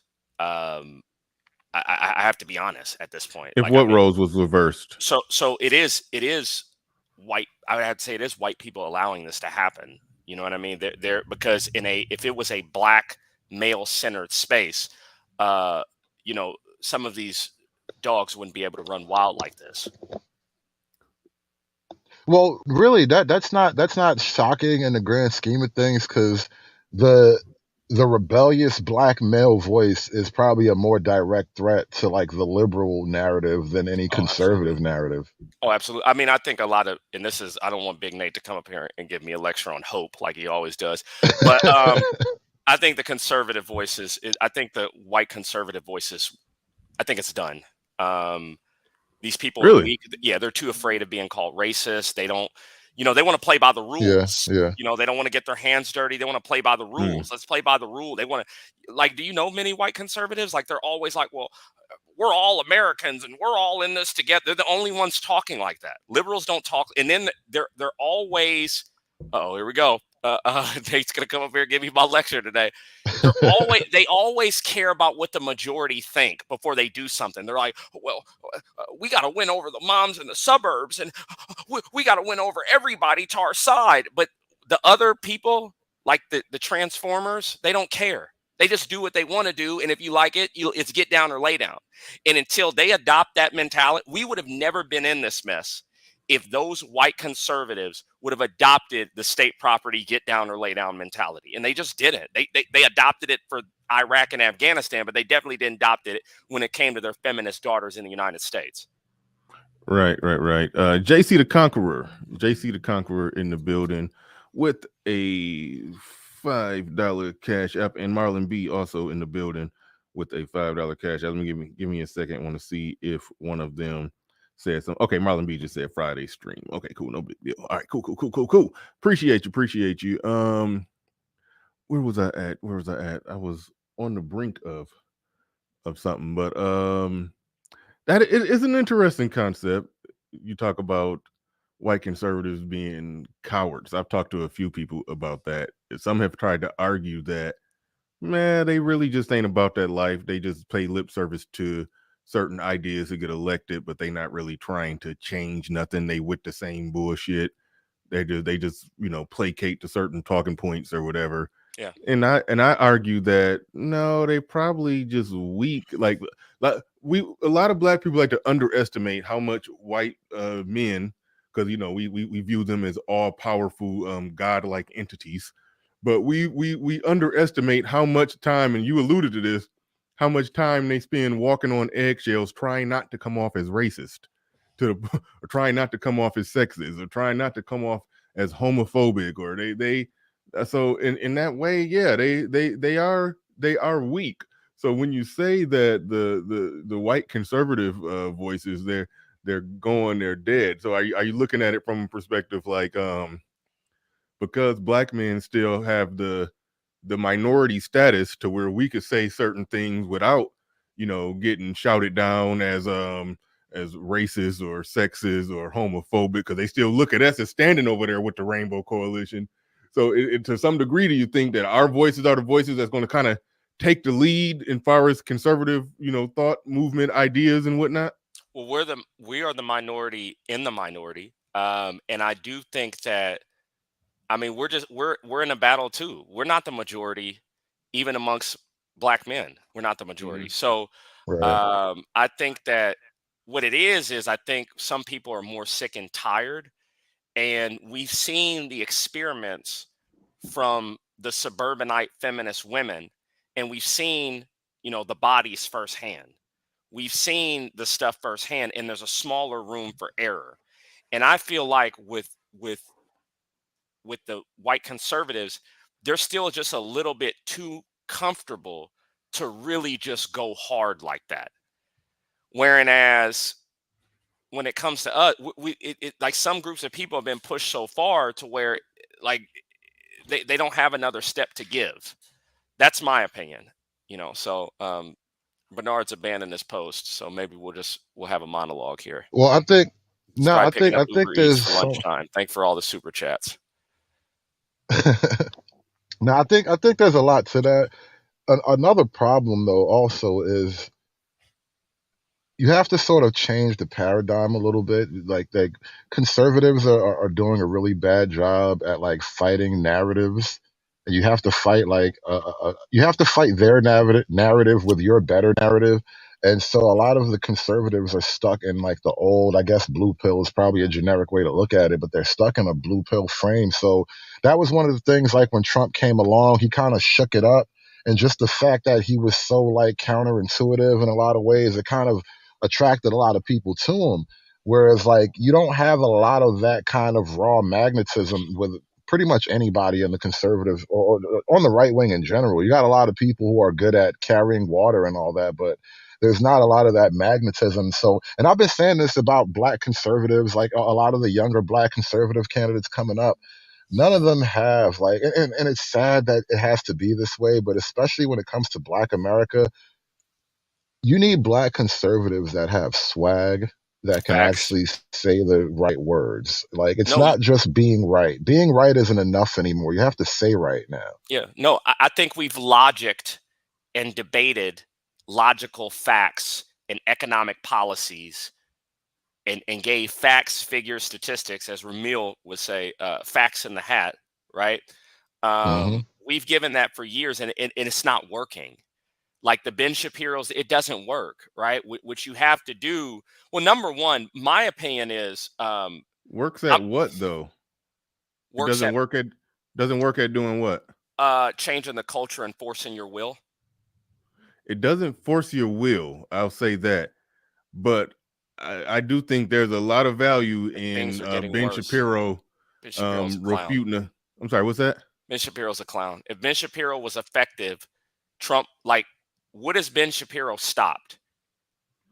Well, I won't say he's not effective. I didn't I say he think there's was. just a next step. Yeah, I didn't say he was juggernaut. I'm just saying that there's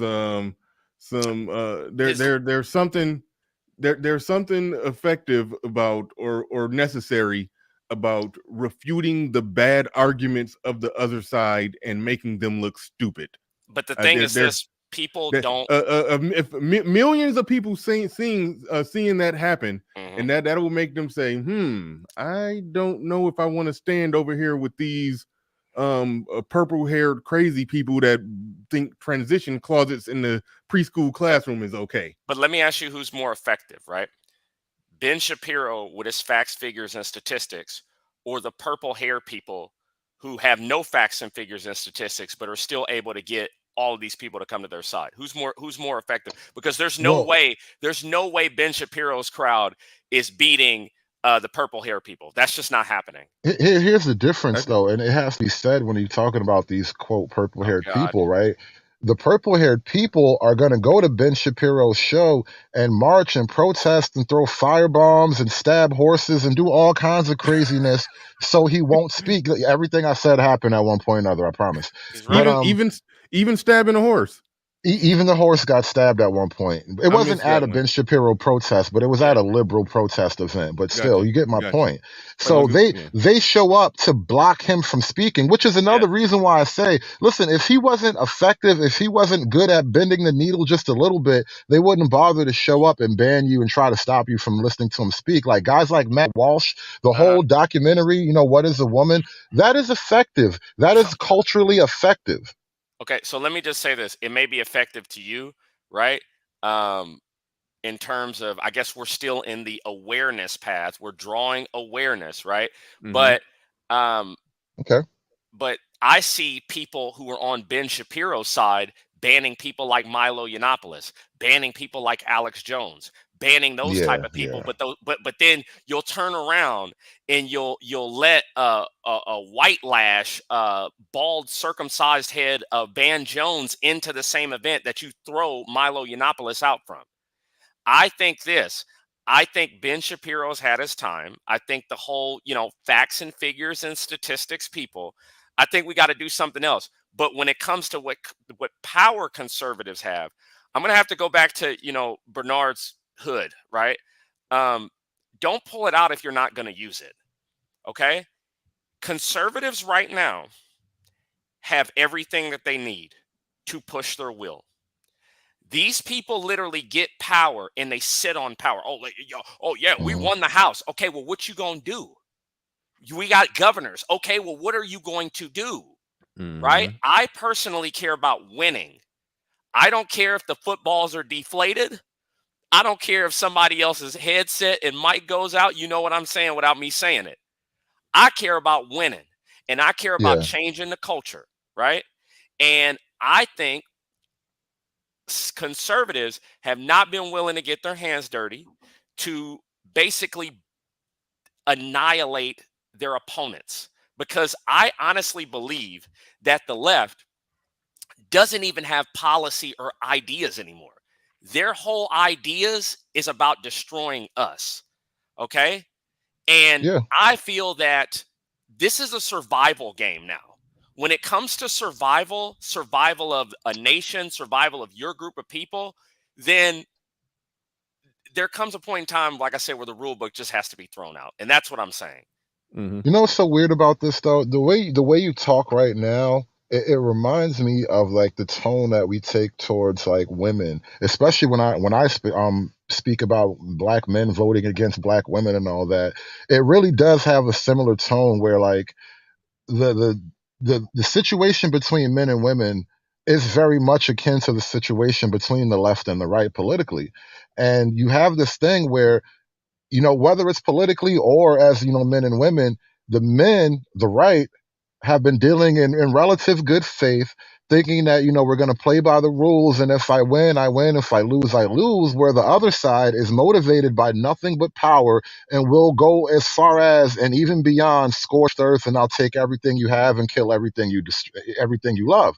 So there is like a reality check that needs to happen where it's, we're not actually playing the same game here. One side is playing the game, the game of life, and the other side is playing power by any means necessary. And you know what's funny about it is you knew who, like, on YouTube, who Ramil and Ty were, right? Right? Do you know those, the SBE guys? Yeah, yeah. I know them. My channel was ground zero for okay. But the thing that I think that they were their attack on this. No, hold on a second. No, but hold on. They got a lot of good points. But they got a lot of good points. I've always said from the very beginning, I don't agree with everything, but they made a lot of good points. But I felt like from a political standpoint, that's what conservatives are doing. We're done. I think because SBE, when we had the debate or whatever, people would say we're raising awareness. Okay.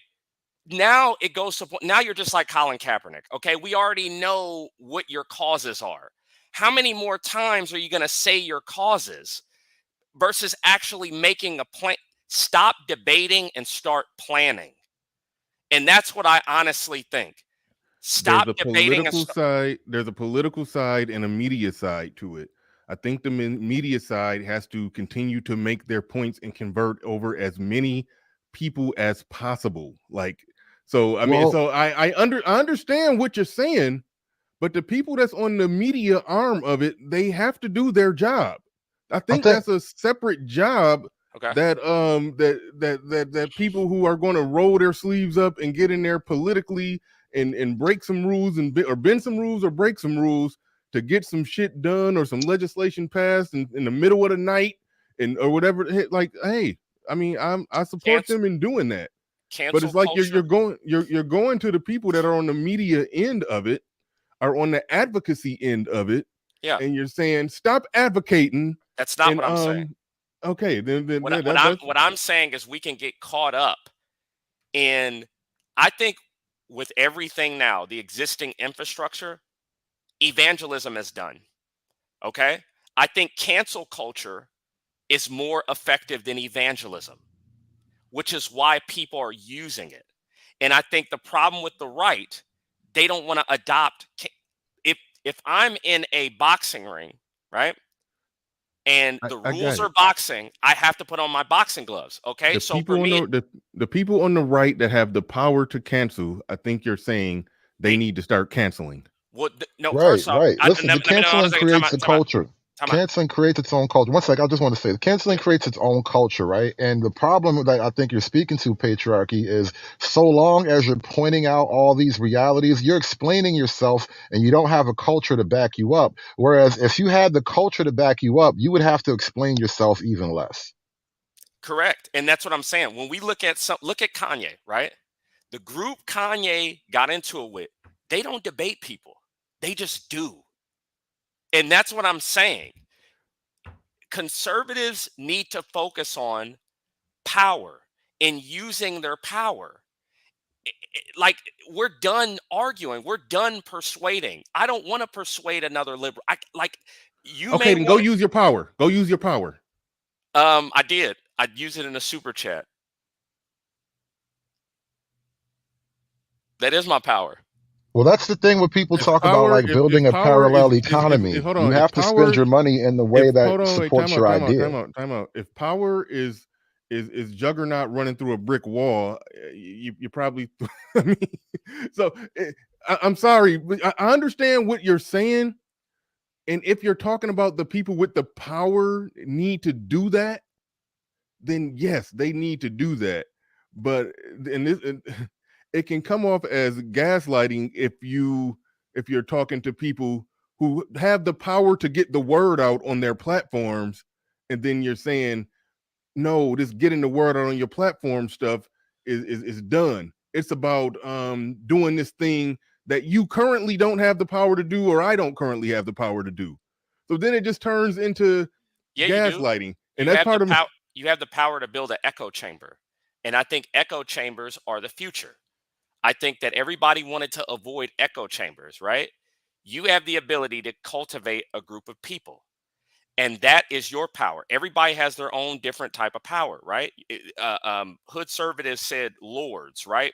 My lord. I'm more of the court jester, okay? And that's my power, all right? And I honestly think conservatives need to start clowning people more, like Alex Stein, right? I would rather have Alex Stein than a Ben Shapiro. That's my thing. Something different has got it. This whole, I'm just saying, explaining to people, unfortunately, we live in a country full of a lot of women. Okay. And if you hold on a second, explaining to people, if we can't explain to them facts and figures and logic when it comes to relationships, they're not going to care about the GDP either. They're going to care about being liked by their friends at the next cocktail party. And that is how we got here. You're starting with a faulty premise. I don't know why you said explaining facts and figures to them when it comes to relationships. Because as Hood Conservatives said earlier, it's the same argument. It's the same thing I was saying. It's the same dynamic. What do you mean? The left is women. Yeah. Women are the left, both in mind, body, and spirit. So when you're as a man having these little battles with women, in the grand scheme of things, you're arguing with an avatar of the political left. And it's a weird way to look at it, but that it kind of holds. And so our point, I guess we're both making the same argument that you kind of have, is it better to sit and explain to women how they're wrong, or is it better to just box them out so they'll behave better next time they come around? I think. What do you mean? Hold on, wait, time out. What do you mean by box them out? As far as explaining to like them, he said, shaming and all that. Well, and the shame thing, I know it's gotten a bad rap, but the whole thing is like you have to have some kind of enforcement mechanism. It's you explaining why you're right is nothing if you can't enforce your rightness. Okay, let me explain the straw man that I'm hearing here. The straw man is the whole goal and purpose is to explain to a woman why she's wrong, so she'll then act right, and we can be happy and be together. No, rather. Well, yeah, but we've done that. It's like 12 years. Time out. No, that's not even it. The whole thing that we've done when people started out doing content in their cars on a cell phone, what they were doing is making the point from a perspective of a man. It graduated to the people sitting in studios making the points about all the social dynamics and political and social bullshit from the perspective of a man. Rather they're just doing a monologue, rather they're doing a reaction video, or rather they're just just talking shit. And then occasionally somebody who disagrees with you want to come up and counter your points, and then you make the same points that you always make with a live person going back and forth with you, and you refute and defeat the arguments in real time in a real actual game, not a practice or a scrimmage where you're monologuing, but in a real game, in a real debate, you defeat the talking points. And now if the person who you defeat the other side's talking points for just so happens to have a vagina, now it's, oh, were you trying to explain or change your woman? It's like, no, that's not. No. You're making an argument against the space. I'm not arguing against the space. That's not really. We were saying that. Hold on, wait, time out. My bad, Mr. Fantastic. Come back when you get a chance. I'm bad, sorry. Mr. Fantastic. But what y'all don't realize that y'all are doing, y'all, the movement that y'all believe in, the points that y'all argue for, y'all are kicking legs out from under the table of the media platforms that get that shit out on a big ass satellite for the world to hear. Let me just That's say what this. y'all are doing. Hold on a second. Go ahead, Patriarch. I'm telling Go you ahead. this. You win debates, right? The right wins debates. The left wins cultures, media, governments, and countries. And what how do good they do is that? you win it?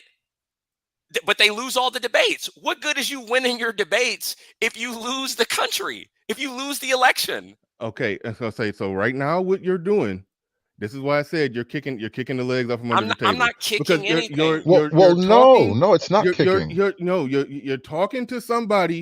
The extent of my reach and my power is to build a media platform and put it out on a bullhorn for the world to see. And if enough people like me get the stuff out there, yes, we can bare minimum could wake up the men who are on the left, the men who are unknowingly male feminists, and wake them up and realize that they walking around without nuts.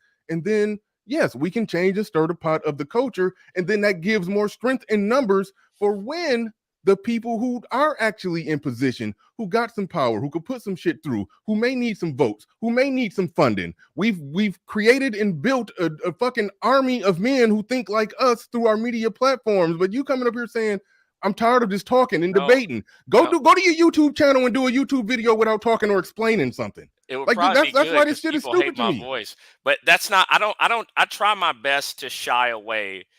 I try my best just to have fun, right? I know what my power is. I'm not saying what you're doing is wrong. What I'm saying is I understand the other side. I mean, I like the fact that we make good points, but bro, I'm tired of like losing elections. I'm tired of like seeing the culture and where it's going. And you have to be honest. Like, I'm not saying to get rid of what you're doing. I would never want to do that. But what I'm saying is we have to reassess where we are, because obviously what we're doing right now is not working. Like, okay, it's all not. right. So this is what I would recommend for you. I would suggest that if you're really about that, because it sounds like what you're talking about is non-public, behind the scenes plot plan strategizing on how to move the needle and get some shit done behind the scenes in a different way. If that's what you own, by all means, do it, and I'll support you. I'll support you in it.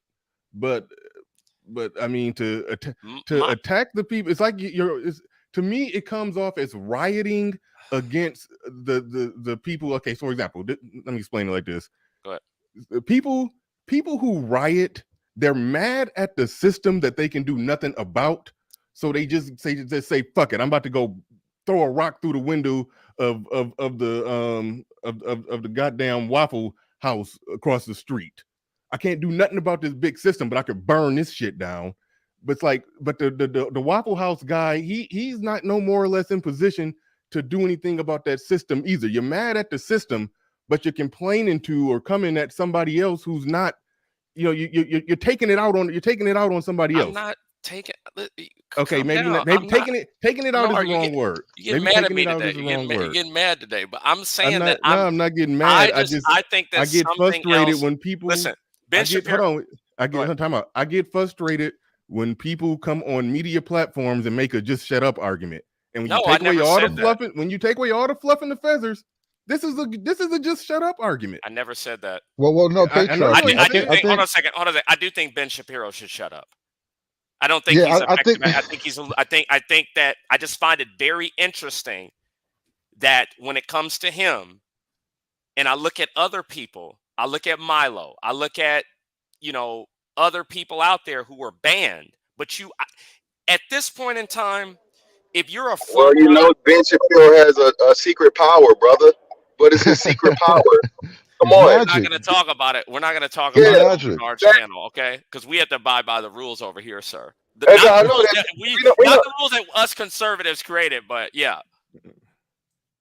Well, no, the thing about it though, you were saying not with Ben aside, you were saying that this whole thing isn't effective, and I would counter that. The problem is that it's not that it isn't effective, it's that it has been effective.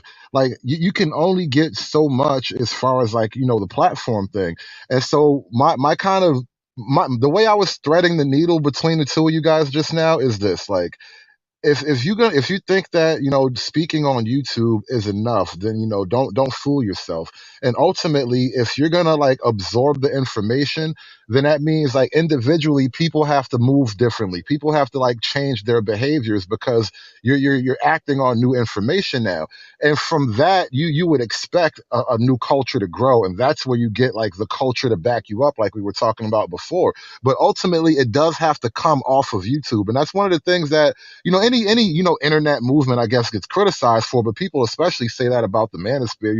This just exists on YouTube. Nobody in the real world thinks this, and it's like if online conservatism is only going to be online conservatism, then it's all for nothing anyway, and that is a reality that you really can't shake. Yeah, I'm about to go to Fantastic. I'm about to throw one last cheap shot before I pass to Fantastic. I have a problem with people who what they mostly do is talk shit online, going to other people and saying, "Yo, talking shit online ain't doing nothing." What I said. I wasn't talking to have you, a problem Bart. with that. All right, we'll tease this out again later. All right, thank you for your patience, Fantastic. Thank you for your patience, Fantastic. No problem, man. I was on driving anyway. So, listen, bro. This whole conversation they're having, I understand what they're saying, but at the same time, bro, you gotta understand this stuff takes time. And what are you going up against, right? So, hey, man, let me. He cut the kid and play fade off. I think you late, man. That's been gone for like a month and a half now, man. The waves already back. You know what I'm saying? That's what I zoomed it in. I was doing a wave check. I'm doing. You know what I'm saying? You know what I'm saying?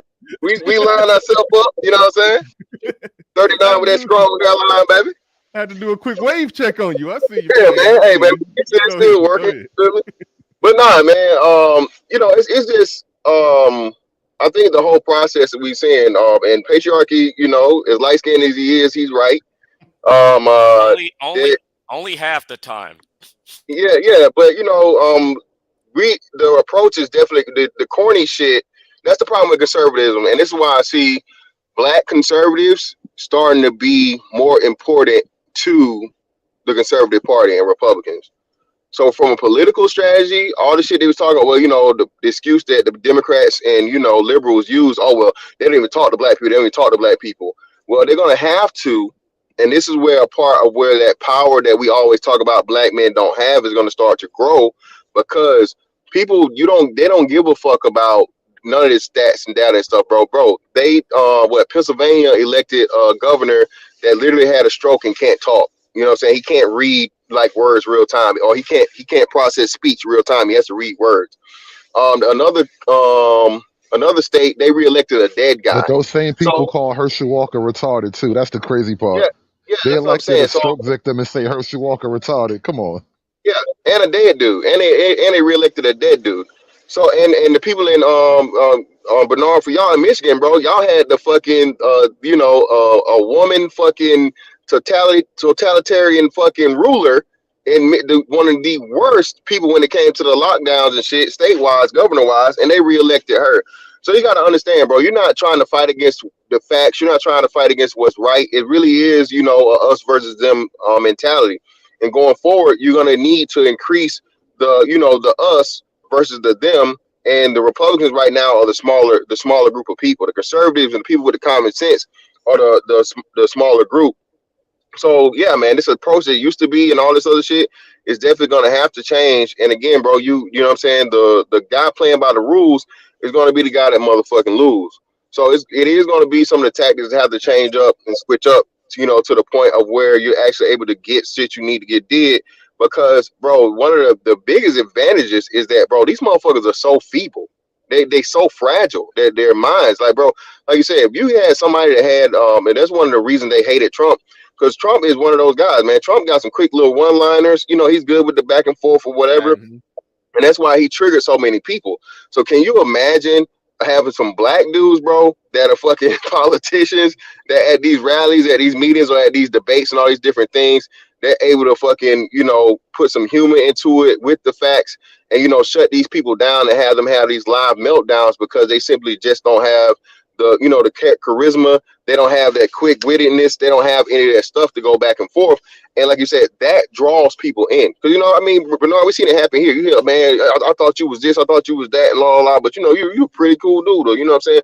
I get what you're saying now. I may not like the delivery. I may not like what you're saying, but I understand what you're saying is right. And you're in like his suit jacket collection. You said what? His suit jacket collection. Yeah, man, and you're gonna have to draw more people in, bro. Especially like I say, when you're trying to achieve power. When you don't already have power, I think one of the biggest misconceptions that people have about power is you can't take it. You can't just take it, bro. You're gonna have to ally with people. You're gonna have to align with people that are like-minded like you, and bring more people in to build your forces to be able to finally take shit over. But so everybody, it sounds like you agree with me that using social media platforms as a satellite to get the word out to as many people as possible is a good thing. So yeah, it's a wonderful thing. Yeah, that's why I say the people who are in the y'all just talking, I'm tired of all this talking. It's like, okay, that's why I say go and get with the people who've built some other mechanism or apparatus to getting shit done and go get shit done with them. But there is a media side of this thing. There's no way around that, and that's why. But not just a side.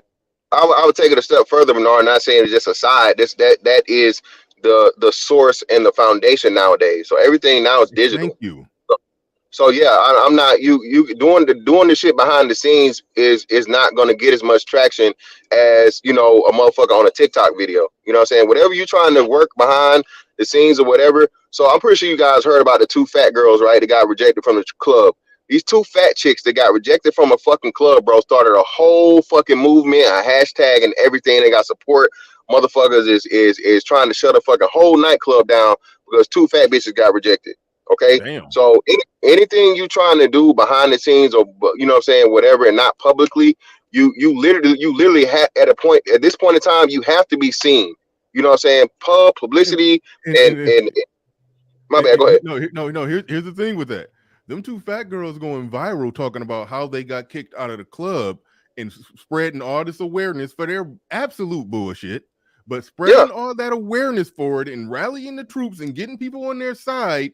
That's going to help it and make it not be randomly out of nowhere when some bullshit anti-fat discrimination legislation get passed. Is basically written in the fine print. You got to let fat bitches in the club. Like that's so that's why I wholeheartely reject the people who try to. Man, shout out to Patriarchy Strikes Back, but it was it'd be a whole damn movement within this space where they criticize the people in this space who are saying things that are true. It's like y'all fighting against people that are saying something that y'all agree with. It's some stupid shit. Yeah, man. Listen, they bro. Making sense though. They making sense though. It ain't gonna do nothing by tomorrow. But that's what I'm saying, bro. Again, I don't know what happened right before I left, and you niggas is doing nothing. You niggas is just here.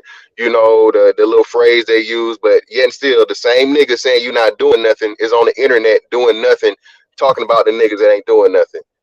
So again, man, that's why I described it as rioting. Yeah, man, that's that. You know what I mean? But niggas like to hear what they like to hear, and niggas getting their little feelings, and it's whatever, bro. You have you don't have waves, and you have like little areas and times and things. But hopefully, bro, like I say, we move beyond that.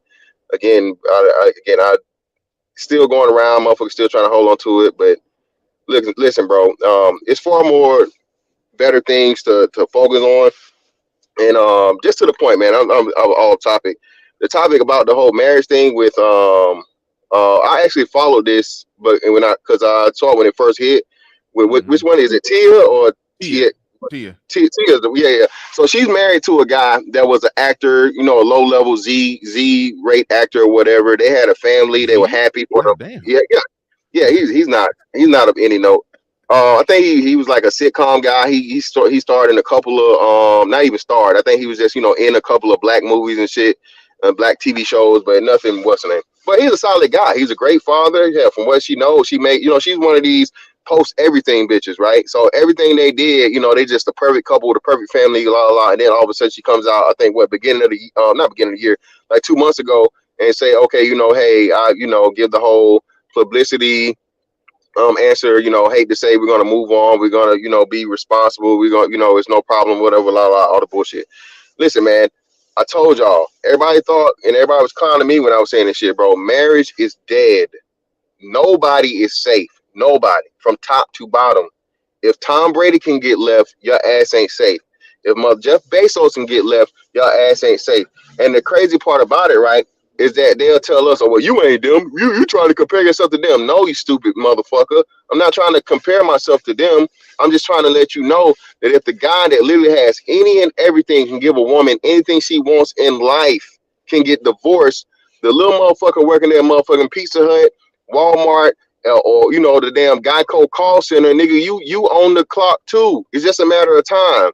So why waste your time and just and just motherfucking find another way to do this shit, bro? You know what I'm saying? I'm not saying don't be in a relationship. I'm not saying don't deal with women, that crazy ass shit like that. Ain't nobody saying that. But I'm saying, bro, if you're gonna do that shit, marriage is the wrong route. I think marriage is actually fucking just obsolete at this point, bro. I just don't see a reason. I don't see any positive reason for a man to get married in 2022. It makes no sense when especially you're seeing any and everything telling you the opposite. All right. We got real quick, shout out to Sway Producing says, don't know from Broke Ninja. Good show. Shout out Pat. I don't know if that's supposed to be patriarchy strikes, but I don't know who the hell Pat is. But anyway. Nuruddin says, hey Bernard, just checking into the newsroom. I have no idea what you're talking about, Nuruddin, but thank you for the $2 super chat. Appreciate that. All right, we got Pablo in the building. What's going on, Pablo? Hey, how you doing? Can you hear me? Yeah, you good. And no crackling, my man. No crackling. Yay. So I could not resist. This is a bit off topic, but are Bernard Riley and Mr. Fantastic complaining about fat chicks getting in the club? You Negroes should be rejoicing. I thought you would be happy. Hey, wait, whoa. Pablo, Pablo. I thought y'all would be happy. Pablo, don't do that to me. Don't besmirch. You and Fantastic are known for this. You got to, you have to accept it. Accept it. Pablo. Don't besmirch my image. Mr. Fantastic deserves everything you just threw at him. All the smoke. All the smoke, baby. 3 C's. Stick with 3 C's, nigga. Ain't no change. Let me in. I'm just messing with you. Bye, Negroes. Goddamn, Pablo. We got Edward Anderson in the building, man. You came up here to save us, man. Go ahead. You got it, man. Yeah, that was like, this random comment is brought to you by Passport Bros. Coming in a theater near you. Get out too. Passport Bros. Get out. Anyway, shit. What's up, Fantastic? What's up, chat? What's up, Bernard? It's been a second since I popped up on here. But it's been a minute. What's on your mind? I mean, as far as this topic, I forget which twin it is, so that's how much of a fuck I am. Is Tia the one that's married to a black man who, according to Fantastic, he is a Z-list. I thought he was at least B or C, but Fantastic said he's a Z-list actor. Like that. It's like it's his hand stirring the dog food in the dog commercial. I mean, I get what you're trying to say. I'd say that it probably C, D. If you really want to pull the D, I won't like fight you on the D list. But I'd probably say D or C, depending on how charitable you want to give it. But if you on the D list, you might as well be Z. So I get what you're saying. Because they not getting invited to shit. That's really how you look at it, an A or B list. Once you get regulated on the internet, you pretty much on the I list, the internet list, shit. But anyway, so that's important because that speaks to what she tries to do moving forward.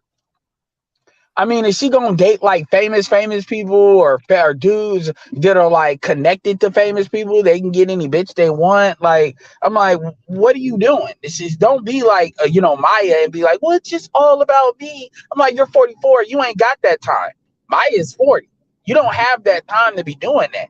And I said this in the chat. My personal opinion on this is that she wanted to get divorced a minute ago. This seems like she was being pressured to stay into that marriage because the dude was doing everything he was supposed to be doing, but he ain't turned out to be like Ime Udoka, where it's like, goddamn, I didn't figure he would get to the head coach and get to the finals.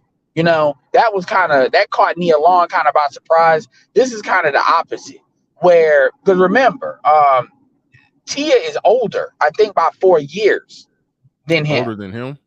Yeah, by like 4 years.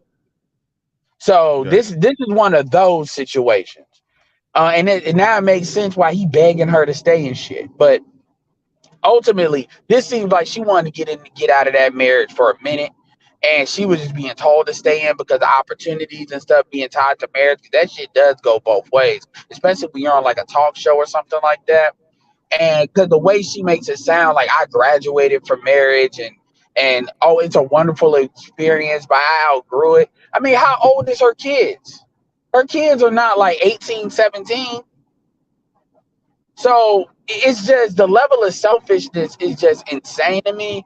But at the end of the day, that's on her. That's why this space exists. Because for dudes that go through that, they can get context to what's going on. Because this nigga seemed like he a deer in headlights. I thought everything was going good. What's up? What's going on? And dudes like that in real life, when this shit happens, or when here's another thing, it ain't like she trading up for another dude. No, she really jumped out there with no parachute. No, yes, she did. At 44.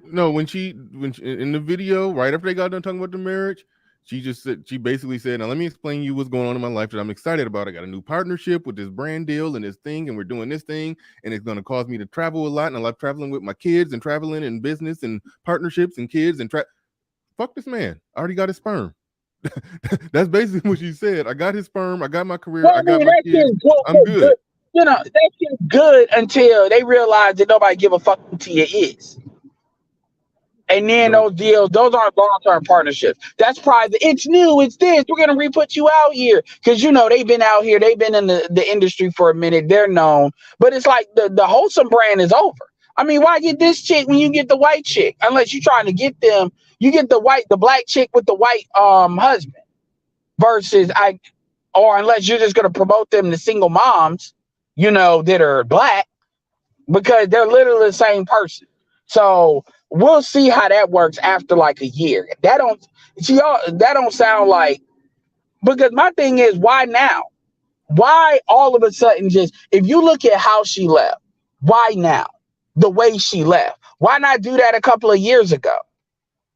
When you would have had more viability on that. But to speak to what Fantastic was talking about, or at least I heard him say, is the biggest issue I have with marriage today is it's the laws, but it's the mindset by way it's approached. Women do not want men approaching a marriage like they will approach a business partnership. They don't. This is why it's important to protect the idea of being a wife, because there's a lot of latitude and a lot of trust that is going to be given to a wife, versus if you go into something knowing it's going to be over in 10 years or knowing it's likely 15 years is like the limit. Men will go into, even blue pill dudes, if they actually accept that reality, will approach that very differently than somebody that thinks it's going to be forever. So it's important to keep men believing that marriage is forever. At least that's what it's supposed to be. Because if it ends, it could be your fault. What Tia does when she fucked up is she said, I just outgrew it. So pretty much you're admitting he did nothing wrong. Right. It's just you outgrew it. That's damning as hell. Because now you remove the idea, at least in this situation, that he caused you to do something. So now obviously this is one situation, but now men might have to, and that's what I want to kind of ask Fantastic about. do you think men would approach this if they understood that 15 years or 20 years, like at best, you're going to get the age that your kids are? Like when your kids get born and get 18, that's pretty much what you can look forward to. Do you think that dudes would approach going into that in a different way? Hopefully, that's what I'm saying. That's what I'm saying. The whole purpose now, women are using men for people so they don't have to die alone, right?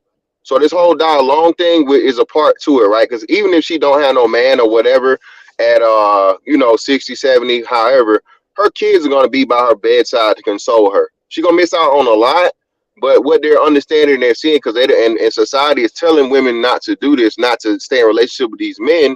They go, okay, well, I'm gonna get the baby, I'm gonna get the kid, and I'm gonna have someone that's going to love me unconditionally. That's why, you know what I'm saying? Shout out to Mr. Palmer, right? Son husbands, right?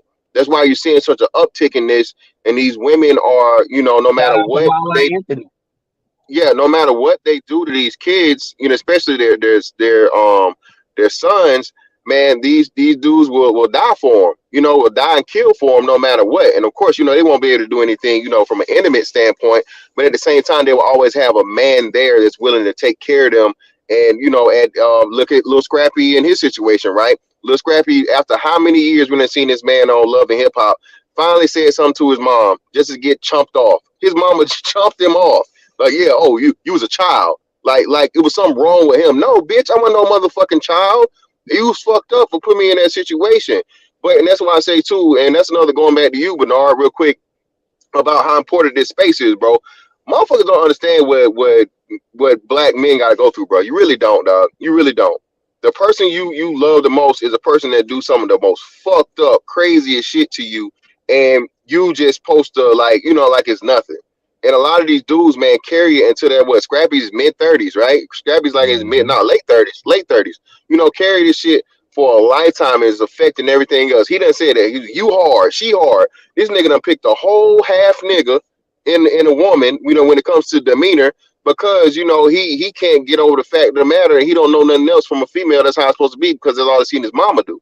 So yeah, man, there's so many things to this, and I would just say this in short and close it up, bro. Men, if you are smart, bro, if you're going to get married, do not get a state sanctioned marriage. Do not sign your name to a piece of paper, because, bro, the odds and the statistics are telling you that this woman is going to leave you. And what we're seeing too, again, now actually black women are trendsetters, because before black women were the highest divorce rates. I think, what is it, Bernard? I think somewhere between that 40 and 50 year range. Black women had the highest divorce rates in those, like the empty nesting. But in that range, but you're saying something different in that age range? Yeah, I'm saying in that age range, black women were like the highest. They were the highest. But now you're seeing all these other women follow suit and do the same thing. It's this hot girl summer. Hey, the kids are out of the house, or I'm reaching my point of where I'm not gonna be old enough to have any fun anymore. So I want to get out here and soak up the last little bit of youth I have left, the residuals, Giselle Bundchen, fucking Larsa Pippen, all these chicks that are in their 40s, you know what I'm saying, that's out here dealing with these much younger dudes and leaving even more higher successful older guys. You know what I'm saying? And it used to be the dudes could pretty much bank on, if I get her to a certain number, like age wise, that she's already passed the wall, so she's not going to be able to replace me. Now, if you're dealing with women with money, that's a different calculation now. But even still, you got chicks that don't even have that kind of money at all. But they just do that shit just to be stupid. Like, they literally will say, if this chick can do it, I can do it. And like, this chick got money where she's set for life. Like, you following these celebrities when they got celebrity money, where that's aristocratic decision. That's different. You got women that are literally out here. Like, there are literally stories of women that they on either OnlyFans or they out here in the damn strip club selling that pussy because they wanted to have an eye in the dream, and they left their husband for that. Now, they didn't do that like as late as in their 40s, but they're like now in their mid 30s. And basically in that situation, these are women literally talking about they want to come back home. But then the dude found that, he went through his little, oh my God, I can't believe this shit happened 3 years. And then he went and got him a whole new situation, And so now you stuck. or even if they are on their own, the dude got used to, being on his own in the bachelor lifestyle, and he ain't about to jump back in the same chick that put him in that situation. So now they stuck. And then here's the thing, another people don't talk about. The society is pushing everybody to this. This is what a lot of these dudes that like to advocate for marriage don't anticipate. It's the society, the education, nigga. When you look at, same-sex marriage, when you look at, like, the society don't respect marriage no more. When you look at just how divorces looked at, same-sex marriage, how these women, it's only designed to try to control the economics of men. That's all it is. So at the end of the day, like I was going back to what I first said, that age shit, that's not even a thing anymore. These women will literally have mid-life crises and literally will blow up their marriages. I mean, Larsa Pippen. We don't even got to talk about black women. There's a whole bunch of what's his name? The fucking San Antonio Spurs, Tim Duncan. I could name a list of white women and non-black women have done this. So I mean, that's on y'all if y'all want to do that. But the shit is out here. All right. And real quick, before I go to Sir Tice, shout out to Sith Tan says, I'm safe. I met my girl when she ain't no nigga safe. Hold on. Wait, no. I'm laughing because I clicked on it. I was reading and it got taken down. But okay. So he said, I'm safe. I met my girl when she was V since 21. You mean a virgin? Is he trolling? Is he trolling or is he serious? If he is, you better than most, but ain't nobody safe. But is he trolling? He got to be trolling about the he's safe shit, right? Oh no, he's serious. I think he's probably trolling. He's probably semi-serious. Hey, y'all gonna tell him? $99. I mean, I've talked to him before. I mean, I ain't he cool. y'all gonna let him know? No. Hey, keep your guard up, bro. Keep your guard up. But I have talked to him. I even heard his woman talking in the back. They sound like a happy family. So I ain't trying to break up a happy family, but bro, just wish you the best, brother. Keep your I'm sorry, what? I'm sure T.S. did too 5-6 years ago. I know. That's what I'm saying. Keep your guard up, bro. That's all I'm saying. Don't one more thing. Don't fall asleep behind the wheel. That's all I'm saying. Don't fall asleep behind the wheel. One more quote for you there, brother. A wise man once said that outside dick keep them hoes sick. All right, just remember that, brother. You got it. All right. Deanie says a black conservative saying marriage is obsolete. I think he said he typed that when Fantastic was talking. So do you want to respond directly to that? I really want to build off of that one, but you got another $100. You know. Oh shit. Oh well, yeah. Hold on. But hold on. No. Let's real quick. Get to that. We'll come back to that one. We'll come back to that one. All right, we'll come back to it. Shout out to the Perfect Storm in the building. He says once she goes to therapy, just draft the divorce papers. Damn. Yeah. Justin Harris in the building says if echo chambers are the future, this probably be interesting. If echo chambers are the future, then we are looking at a dystopian future, not the diff from the movie called The Lobster. So crazy, it just might work. Thank you for the super chat. Appreciate that. I think I like debating ideas, and that just is what it is. So I understand some people like to have an echo chamber. That's cool.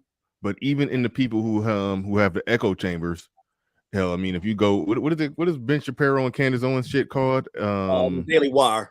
The Daily Wire. Okay, is that an echo chamber where they spend a lot of time refuting the arguments of the other side? And Candace Owens spend a lot of time debating people from the other side. So this whole thing where debate isn't supposed to happen and people getting shamed out of debating or arguing their points, it's goofy. Well, I mean, I hate that fucking echo chamber term, because there are such a thing as echo chambers, but a lot of people use that because it's like, I can't beat your argument, so I'm just gonna shame it by calling it an echo chamber. Bingo. I was gonna say Candace and Ben Shapiro went at it. I don't like Ben Shapiro too much either. I'll let you read this one before I go. Yeah, but shout out to Nice coming here dropping $100 super chat on.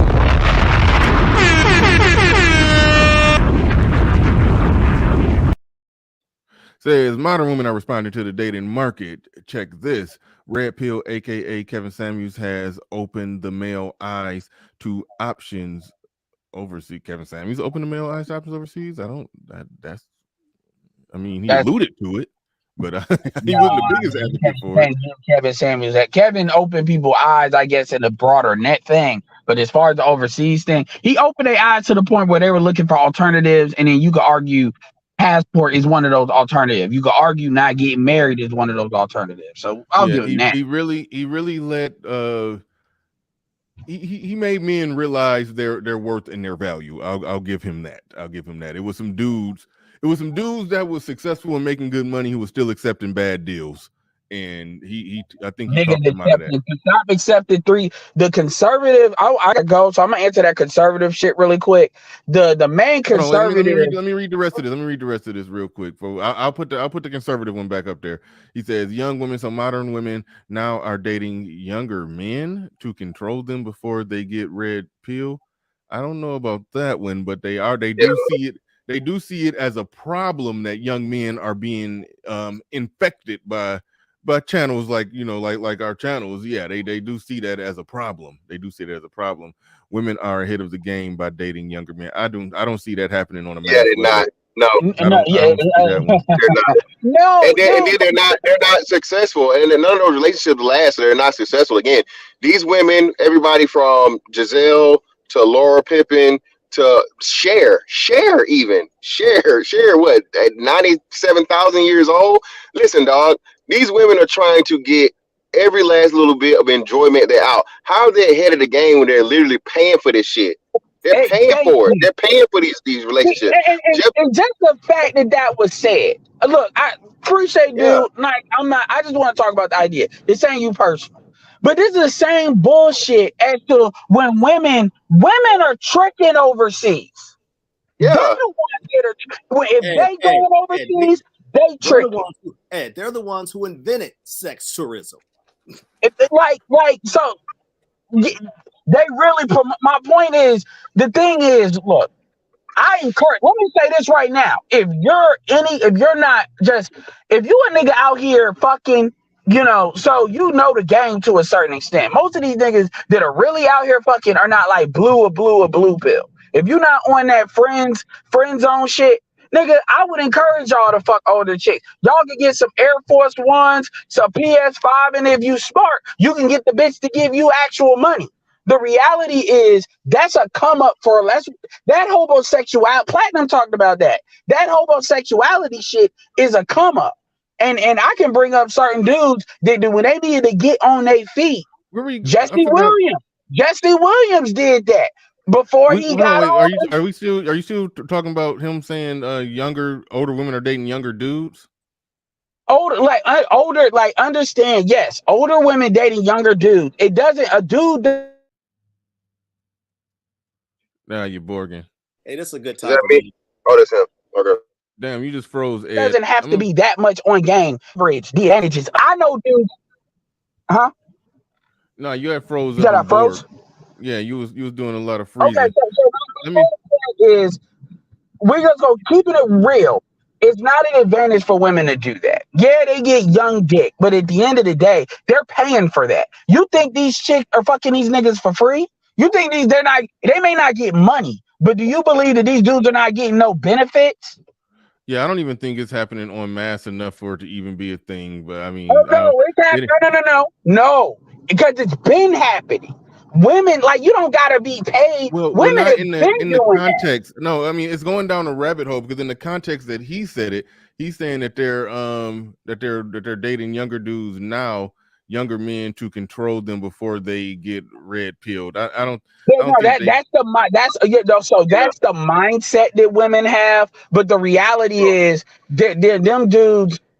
That's not what's going on, because when you say control, there is the red pill control and there is the niggas operating like hoe control. Like, them dudes are not being monogamous that are in those situations unless they are very much depending on that chick for finances. Like, he's got a place to stay and stuff like that. So these women are paying for if these dudes are being monogamous in those dynamics, they're paying for it. These are not situations where these dudes are like in their 20s, they got paper. Like let's say Myron from Fresh and Fit or any dude that's got paper, and then they're getting with a 38 or 37 or 35-year-old chick, and they're like 24, and then the dude is producing like a dude. No. There is no situation like that. Even yeah. So but just to jump on the conservative thing, here I'm not gonna speak for the conservatives because I don't want nobody to say nothing and I gotta cut somebody out. But I will give my opinion. Most dudes are not anti-marriage, they're anti the marriage laws. The marriage laws need to change. So you can still say I'm good with marriage, but while these laws are fucked up, I'm not for that contract until they fucking fix it. So it's not really a contradiction to tell dudes to not walk into a damn 360 deal and then you against a record deal. No, I'm against 360 deals. And since that's the only deals that they're offering, then I'm gonna tell dudes to withhold from that shit. That's it. Okay.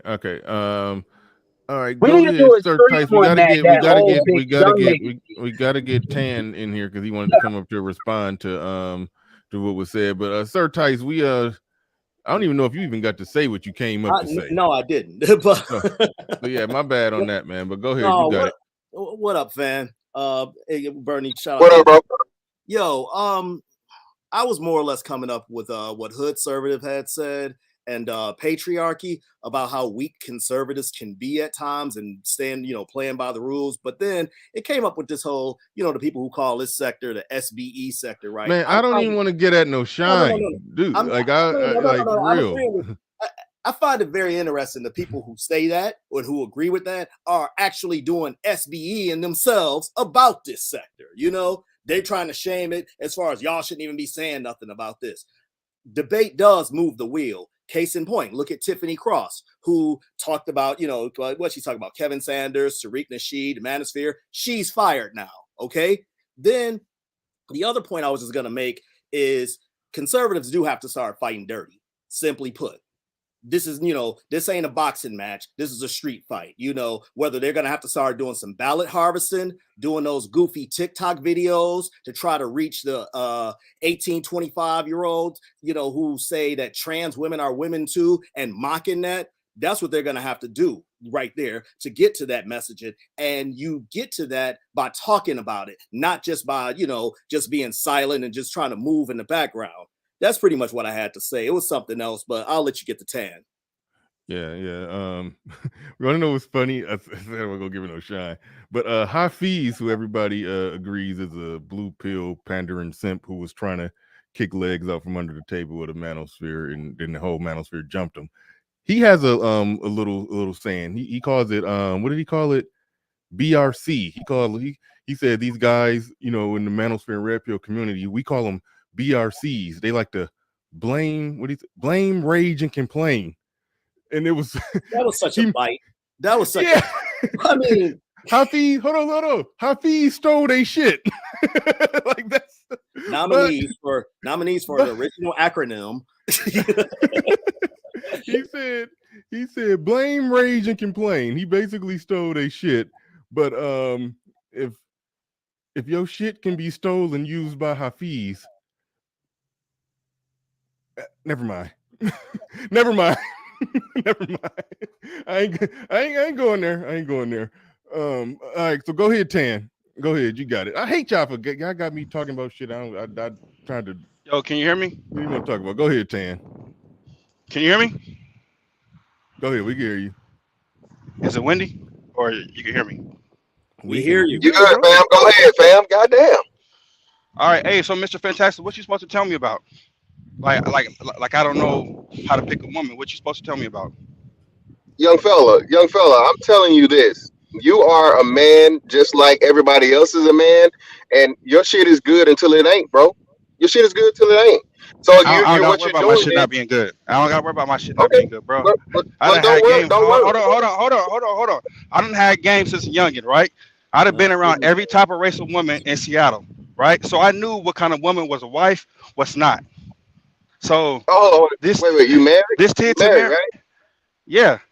I'm married to a woman that's black and Latina. Hold on. I'm married to a woman that's black and Latina, right? I wanted to move to Houston because I was in the oil field. So when I was moving to Houston, I said, if I'm gonna find a wife, it's gonna be either in Laredo or San Antonio, because San Antonio is known for a community of families.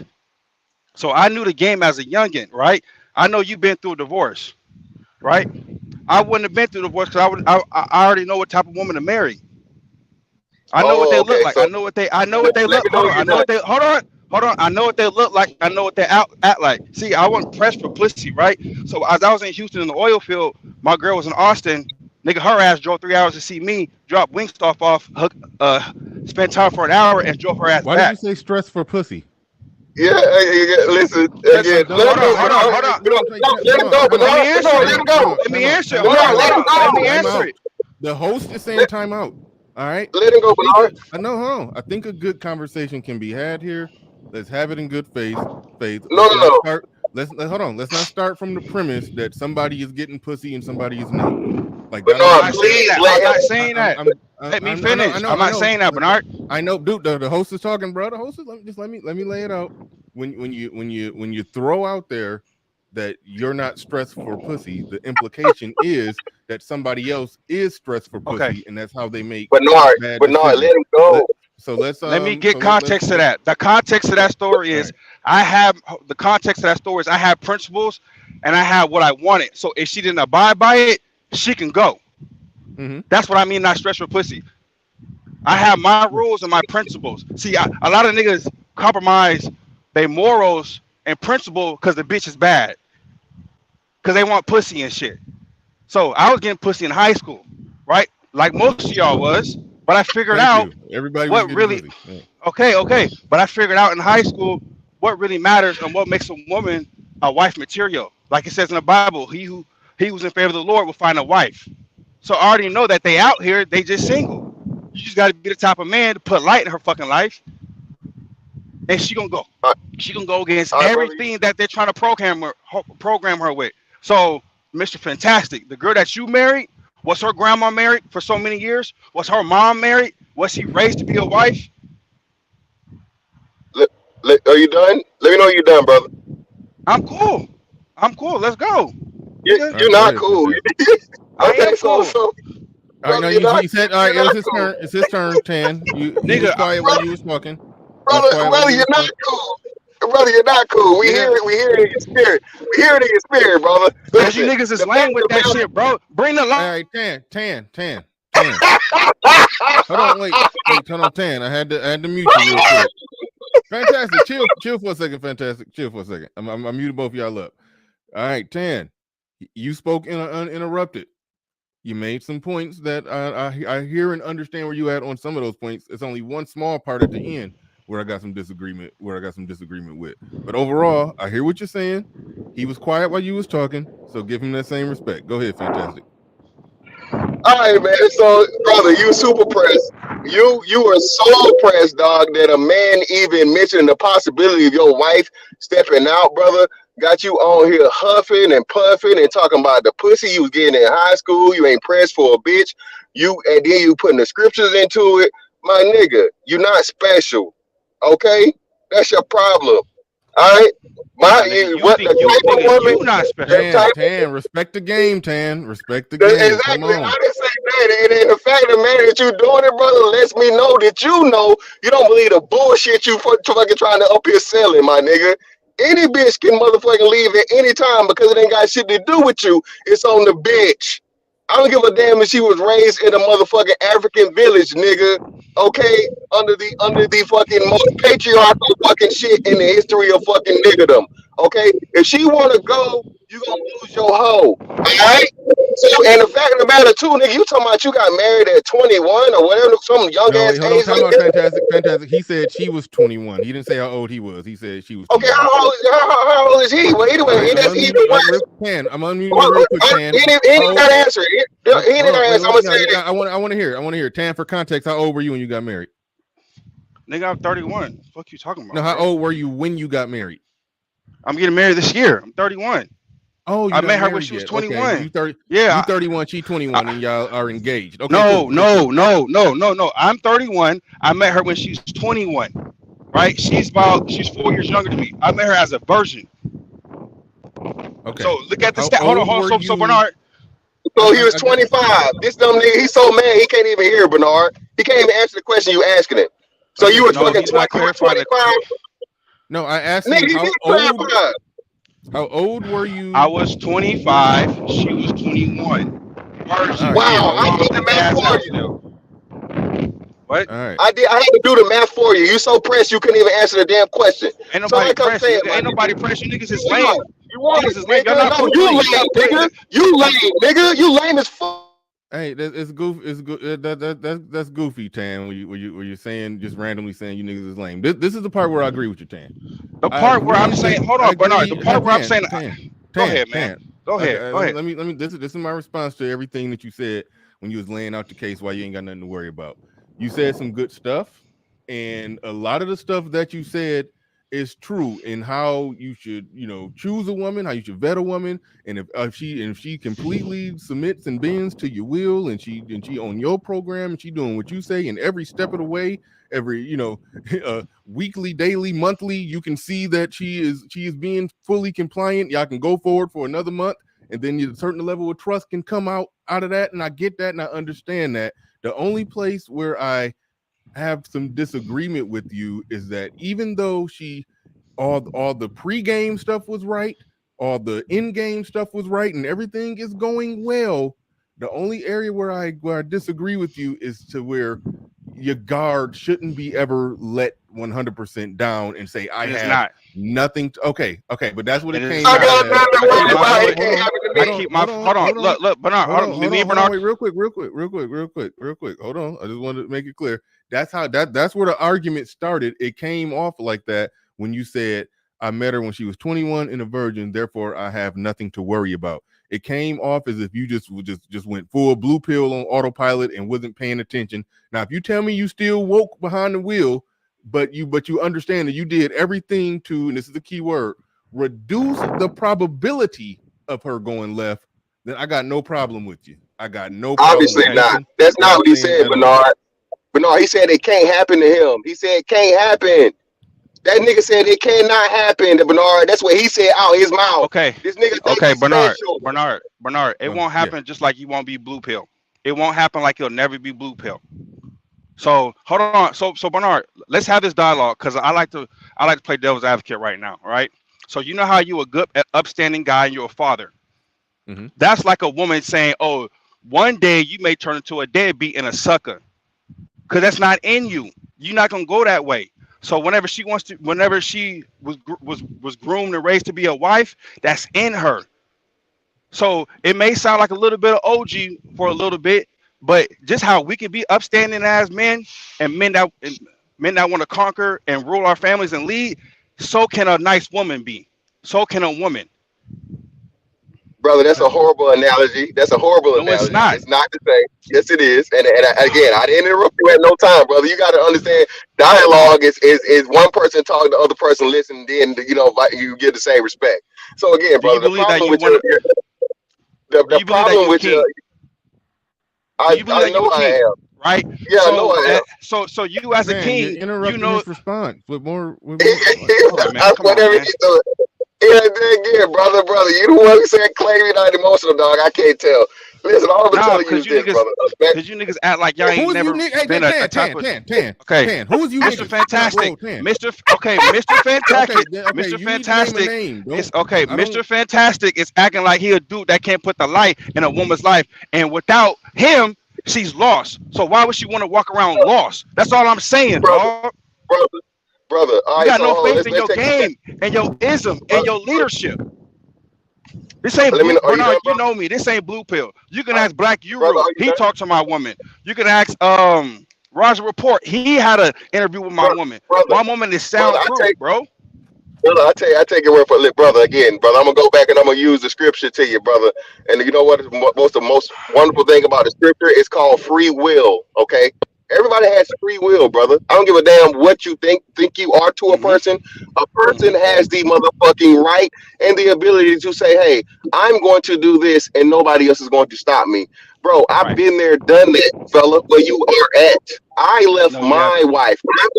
Yes, I have. I'm going to say it to you again, brother. Again, you really need to let people talk. You might learn something that'll help you out. You did it with a woman that wasn't raised to be a wife, right? Is your ex-wife black? Is your ex-wife black?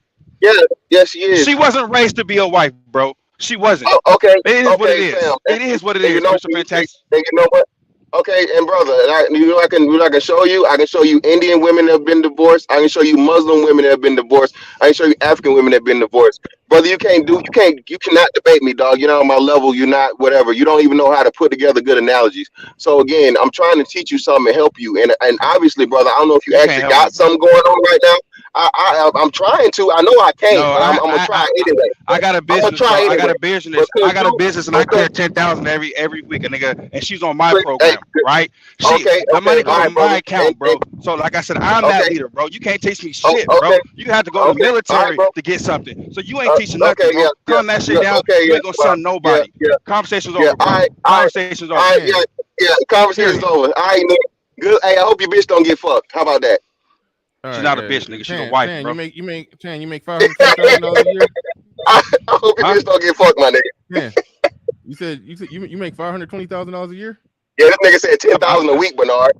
That's $520,000 That's gross a year. Okay. So that's gross, right? But I net about like 9,000, and that money go all to my account.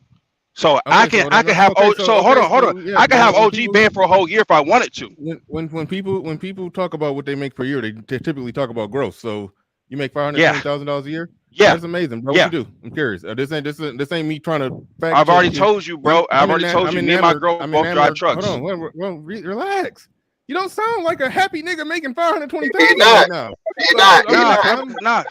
Because I'm trying to. Hold on, wait, bro. Go ahead. Somebody playing with that pussy. Somebody playing with that pussy. That's what it is. You're wrong right there, Fantastic. All right. I'm enamored by success. So that nigga press. Hey, this nigga successful. He's successful and stressful, Bernard. Ain't no way in the hell I'm gonna have motherfucking $525,000 a year and give a fuck about what no nigga got to say about my bitch on the internet. I don't believe him. He proving my point. But again, most success to you, brother. You know what I'm saying? Go right along with it. Like I said, brother, be successful and stressful. You know, all that $10,000 a week you making and your old lady ain't gonna leave. Nigga, I can't tell. And I think I struck a nerve, my nigga. But again, we'll check up on you, brother. We'll keep tabs and check back with us in what? So he said, what, he's 31 now, so that's 6 years. Holler us in 4 more years there, brother. Holler us in 4 more years. We'll be here. We'll still be around. All right. Yeah, my thing is, listen, I understand the process. I understand the process that he was talking about, where he was coming from. I just don't like when brothers talk about it like it's a bulletproof process.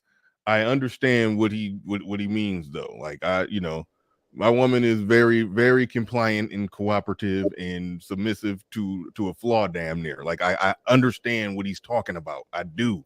But no, that still don't mean that you still don't mean you can go to sleep behind the wheel. It just but no, what's killing me is, but no, it was killing me, right? So he getting mad at me because I said it, right? But me and you have very similar situations. You feel what I'm saying? So it's like, even though he's talking the shit to me like, oh, niggas just shoot your bitch wasn't raised to be a wife and all this other shit, brother. Listen, you can be the perfect man. You be the perfect father. At the end of the day, if that woman, no matter how she was raised, but she's a grown ass human being and adult, a bitch can change in a second. Okay, she can just not want to do it no more. It's just human. Same thing with you as a man. It's not even just on the woman. As a man, you like, hey man, you know what? I don't want to do this man shit no more. And from what I'm saying, shit, brother, if you making all that kind of bread, or this and the other, we know how truck drivers get down, brother. I mean, hey man, that shit go both ways though. If both of y'all driving though. Hey, she might be buying a little dick. I don't hear. Who knows? I don't know. Ain't no reason to go there. Ain't no reason. What I'm saying though, all I'm saying is this, man. Listen, when you think that you are motherfucking Superman or you whoever, and it can't happen to you, brother. Hey, man, it's just gonna be that much harder when it do. I'm not saying it's definitely gonna happen, but for you to come out, any man, and say this will not happen to me because my woman is perfect, my woman was made to be this, I am so this, I am so that it cannot happen to me. You're just not being realistic, man. That's all I'm saying. And that's factual. That's 1,000% factual. I don't give a fuck how much money you make. You're not making more money than Jeff Bezos. You're not making more money than fucking Tom Brady. And not only do those dudes have motherfucking the wealth, they have the fucking status. Okay, they have the status behind it, the celebrity behind it. So for you as a regular fucking schmegular ass nigga, whoever the fuck you fucking claim to be making, half a fucking millionaire now, you still are not them niggas. And if it can happen to them, it can fucking happen to you. And if you say it can't, you are a dumb ass fucking fool. Period. No debate.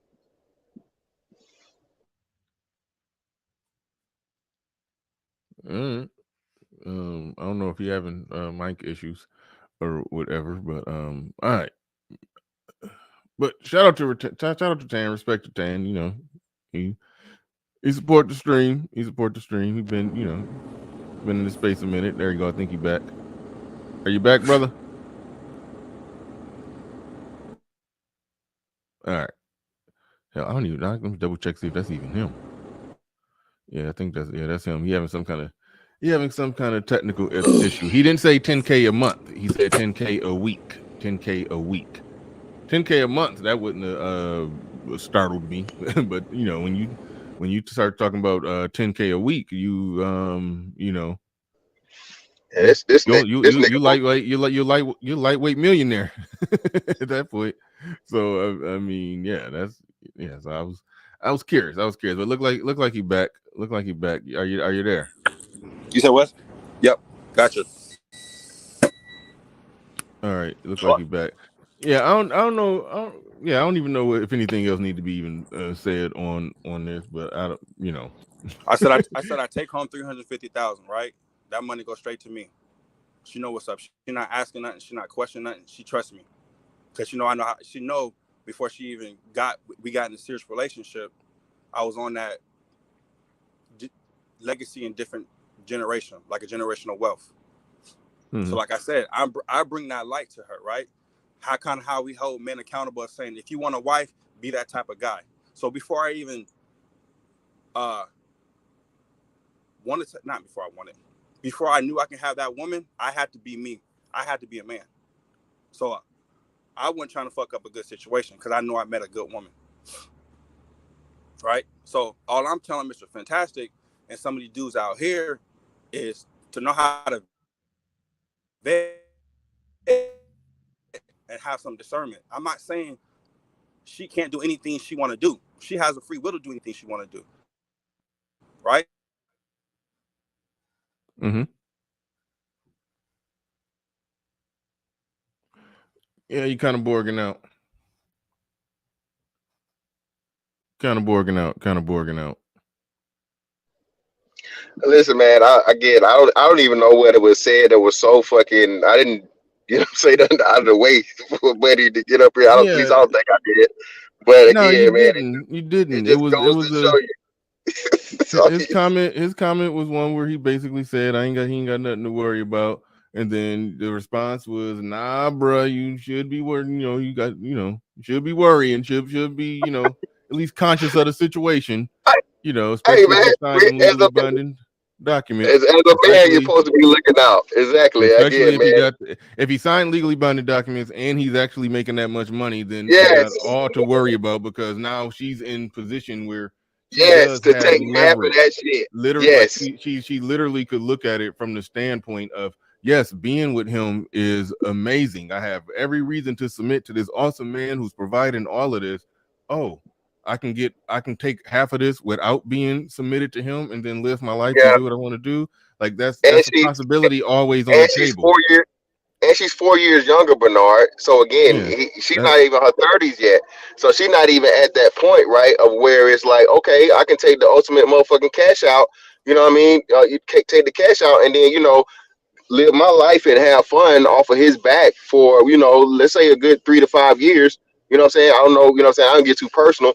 But, hey, man, again, brother, listen, dog. Hey, man, You say you can't learn shit from me, my nigga. Don't learn nothing, brother. Just keep on thinking the way you thinking, and you know the scripture. So I hope you praying every night.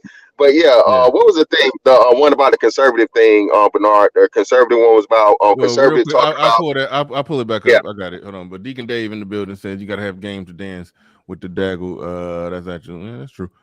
Super duper in the building. Shout out to you. Do appreciate you coming through. You sent a couple $2 super chats. Appreciate you. And Ace Fast is in the building. Says it's never been a lot. It's never been about the man for a woman. It's about the situation they can get or attention they receive from men. Shout out to you, Ace Fast. Do appreciate you. And far as the comment about the whole conservative thing, and yeah, I guess we can close it out talking about that because I listen. Y'all listen to me. I know I'm pro family, but I don't like the marriage laws, and so that's where I end up in a conundrum. I do because I don't like the way the shit is structured, but families do matter. So that's why when I see a brother like Tan doing it, I'm like, hey, try to make it work. Try to make it work. Go for it. Do it. Do the damn thing. Do the damn thing. But all right. All right. You can say okay. Damn it. Hold on. I had No, I saw the question. It's cool. So yeah. So yeah. listen, first off, brother, I'm not a black conservative. I keep telling y'all this again. I may have a conservative mindset or whatever, but I don't consider myself a conservative or a liberal or Republican or Democrat. I'm a common census and I'm a what works it. Okay. I understand things are how they are. Most importantly, brother, to sum it all up, I'm a realist. I've been saying this shit now that everybody else is starting to see trend. When I first started doing this YouTube shit, and I was actually married. Marriage is dead. Okay, you cannot hold on to dead things. This is not our great grandmas, our grandmas, or even our parents. For people our age, it's not that age. That day and age is over with. Okay, it's over with. Are you saying So for state you, sanctioned? Are you saying state yes, sanctioned marriage? state sanctioned marriage. For you as a man to put yourself in a bad business fucking contract situation in 2022 is irresponsible and is counterproductive. Okay, you can get any and everything that you can get out of a marriage, okay, without going to the state and signing that license. There's even alternative measures that you can use to get some of the same benefits, and actually the same exact benefits down to the T that you get in a marriage. What I'm telling you simply is this. I'm going to say it again. I am not saying do not love a woman. I'm not saying do not cohabitate with a woman. I'm not saying do not be in a household and live with a woman or build a family with a woman. I'm not saying that. What I'm telling you is this. Do not sign your name to a piece of paper or put yourself in a situation, because you got to worry about common law and shit like that too, right? Have your bases covered legally, bro. So if and when she leaves or whatever, bro, it's scot free. You don't lose nothing. That's all I'm trying to get y'all to see, bro. And then you literally seeing it unfold in real time from top to bottom. And we talk about the ins and outs, right? Y'all go, well, black men. It's like y'all are starting to sound like the detractors of the thing. Well, men don't pay alimony. I mean, I hear men say this shit now, brother. It's not about you paying alimony. You have to pay child support, and your ass gonna have to give her the car. You have to give her the furniture. If you got a house, she may keep the house or whatever, or she gonna stay in the apartment that you in. Your ass got to move out, okay? You gotta start. You gotta support two livelihoods, your own and then her plus the kids. Then when you get the kids, you got to be able to entertain the kids. You got to be able to feed the kids. You got to be able to provide the kids something more than just the bare minimum. Again, y'all talking to a motherfucker that's been through this shit, bro. Okay, been through it. That's why I know what the fuck I'm talking about, and I have the foresight to see it, bro. If you want to go out here and get married, my nigga, do it. All right, more power to you, where in health. What I'm telling you is this, though. Just how fucking once upon a time niggas were slaves, niggas ain't slaves no more, right? Once upon a time, you couldn't be openly, LGBT. You can be openly LGBT. Shit changes, okay? If you want to hold on to the shit and be the one that don't change, be a fool and get fucked up. That's all I got, Bernard. Appreciate you, fam. All right, cool. Damn it. Shit. I had something. Hold on, wait. Wait a second. I'm trying to find. All right. Nick Taylor in the building says, "Shout out to my dog, fantastic. If you looked at my gross, you'd think I had coins. My net says otherwise. It'd be like that with a lot of people running actual businesses. They be grossing a lot, but don't be bringing in a lot." TB Trucking in the building says, "Can you be pro family and against marriage?" Just asking. Now the comment that I had up from Lil Big Nate. The comment that I had up from Lil Big Nate. That's the one that I'm trying to find again. Shit. Because I think he was saying then America is over with if marriage is done. But I do wanted you to clarify, Nate, because you were saying I think you're against. I think the common thread is most people are against state sanctioned marriage, and are for some non-state sanctioned marriage. So I want to read that again. So I can clarify that. But I think that's where most people at, that they're basically going in the direction until things change, then it pretty much got to be a non-state sanctioned marriage. There is a contingency of guys that do point out that men don't pay alimony. I think the case is this: it's alimony in roughly, I think, 10% of marriages. You are right that you're gonna pay child support. So it's like you're gonna pay that regardless, and then the divvying up of assets and everything. And so that doesn't get counted. That's what I'm saying. That doesn't get counted as alimony, because alimony is a specific payment and a pretty much support for a woman after the fact of the marriage for either a substantial or lifetime, right? Dependent, right? That is so many cases that go through, bro, to where it's not alimony, but you're still taking a financial loss. Okay, you're taking a financial loss. She's getting a car. You know what I'm saying? You guys had one car. You were sharing one car, right? But in the divorce, okay, she got the kids and all this other thing. She makes less money, so they award her the car. Now you got to go out here and buy a whole nother car. That doesn't get counted as alimony, but it's the same effect as alimony. Why? Because you have to pay out money. You know what I'm saying, that you wouldn't have to pay out had you stayed in that marriage. So I'm just trying to get brothers to look out this shit outside of the box, man. I know. Niggas hate. Fantastic was right. But if you go and you look through it and you fucking see the shit that's done happen, has done been trending. The thing which y'all didn't understand, bro, is I understand what the underlying thing was for the whole marriage argument. Marriage, we're talking about the numbers and this and that and all this other shit, bro. Marriage is only as good as it is because you have still 2.5 generations of people left that were believing in marriage. Everybody after us, bro, didn't see that. You had there was no marriage after the 80s like that. Marriage went down, took a huge hit. The numbers were always supported and undergirded by silent generation, boomers, and Gen X. Over the next 15 to 20 years, when the all of the silent generation will be gone, and then most of the boomers will be gone, and then you got some of Generation X is going to be starting getting up out of here too, you're going to see how drastic of a turn that the marriage numbers hits, because you had at least two generations now of people who didn't grow up in marriages. The majority of people not growing up in marriage, and the majority of society not being encouraged to get married. That's what I'm trying to tell y'all, bro. I'm looking beyond just what's on the surface and what we see here now. I'm not talking about it for the 37,000th time. Don't get married as far as like you just go out here and make kids and don't try to build something with a woman and you guys stay together. No, but I'm saying as far as a marriage license and putting yourself in that situation, when again we see no man is safe, that's just irresponsible for any man to encourage another man to do, in my opinion. All right, Sith. I'm not. Yeah, Sith Tan. Yeah, I'm about to get up out of here, bro. About to get up out of here. Actually, oh shit, here we go. I'm about to get held hostage. All right, let's see if you stuff. I dropped you down because you was Borging bad.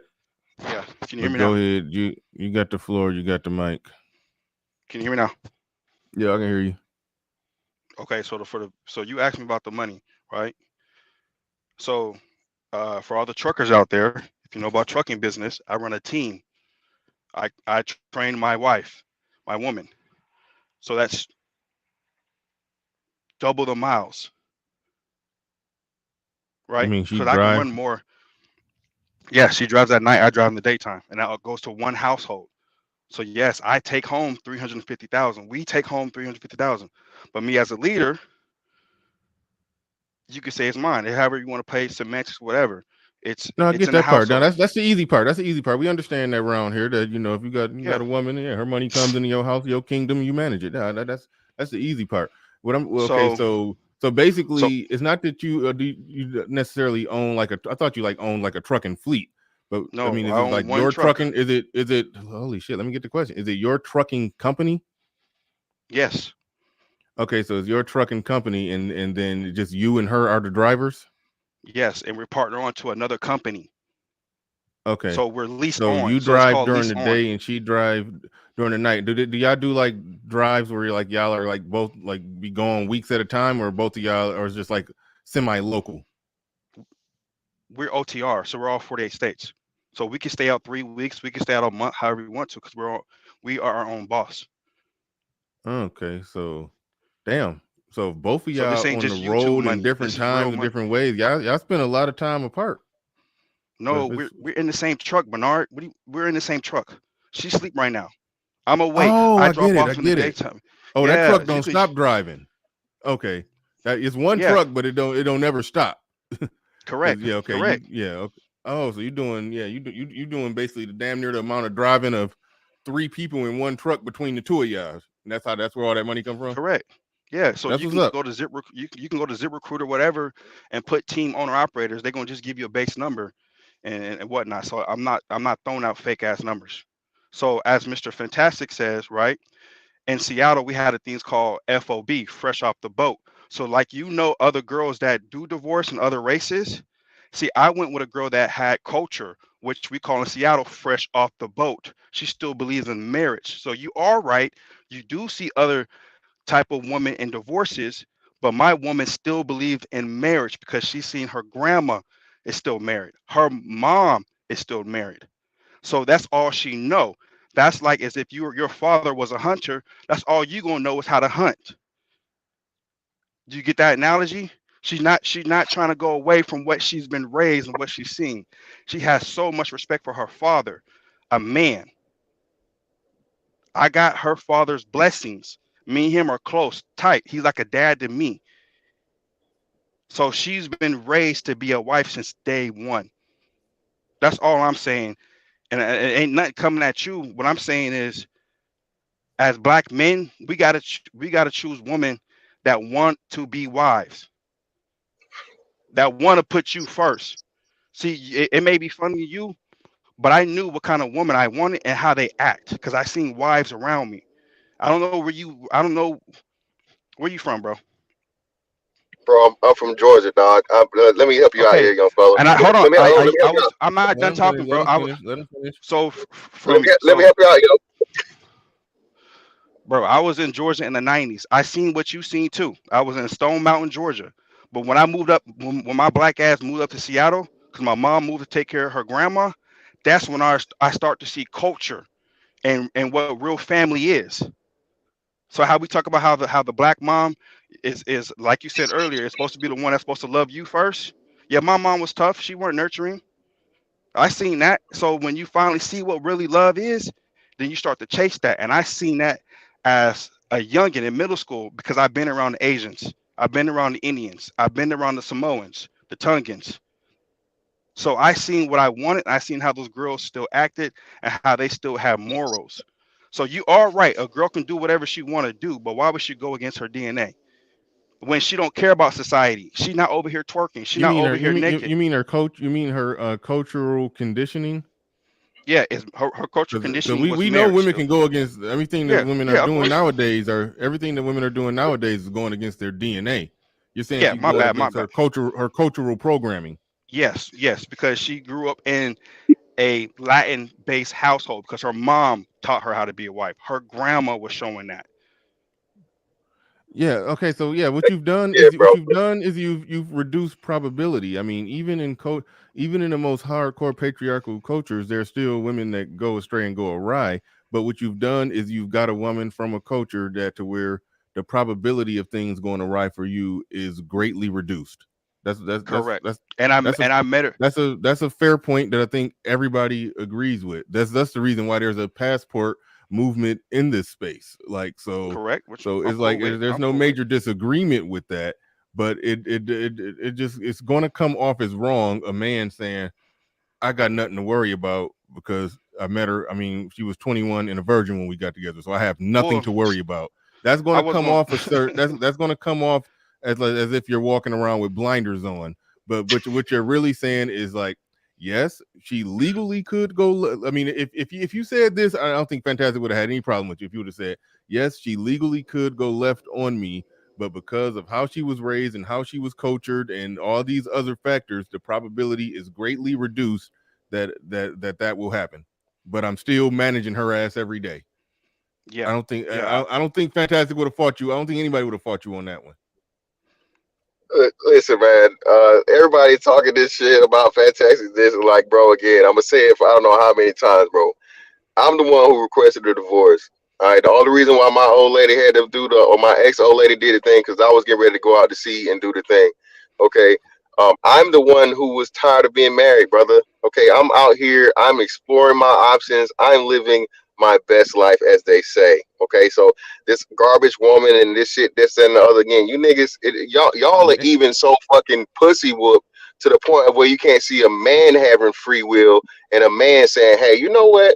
I think there might be something better out here for me. Or you know what? I just want to be free. Y'all niggas never even considered that. Y'all just come with the ultimate insults and all this other shit. And your woman. No, nigga, ain't got shit to do with my woman, nigga. I want to motherfucking free this dick, okay? And I want to motherfucking deliver it to any bitch I see fit. Bars, okay? So again, man, listen, you brother, I don't know how or why that rubbed you oh so the wrong way.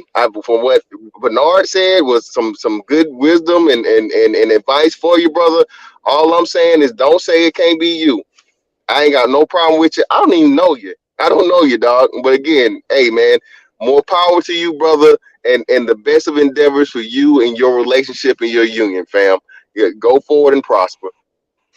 Mr. Fantastic, but I Fantastic. see, If you but if Mr. you if Tech, you Mr. if you're rallying against marriage the way you do, but then you say, I'm trying to free this dick, it's like that don't sound like you arguing against it in good faith, man. That sounds like you just on some that I was does trying to sound say a that, certain man. It's way. like And why it can't I sounds like you're remove a conflicting two comment? issues.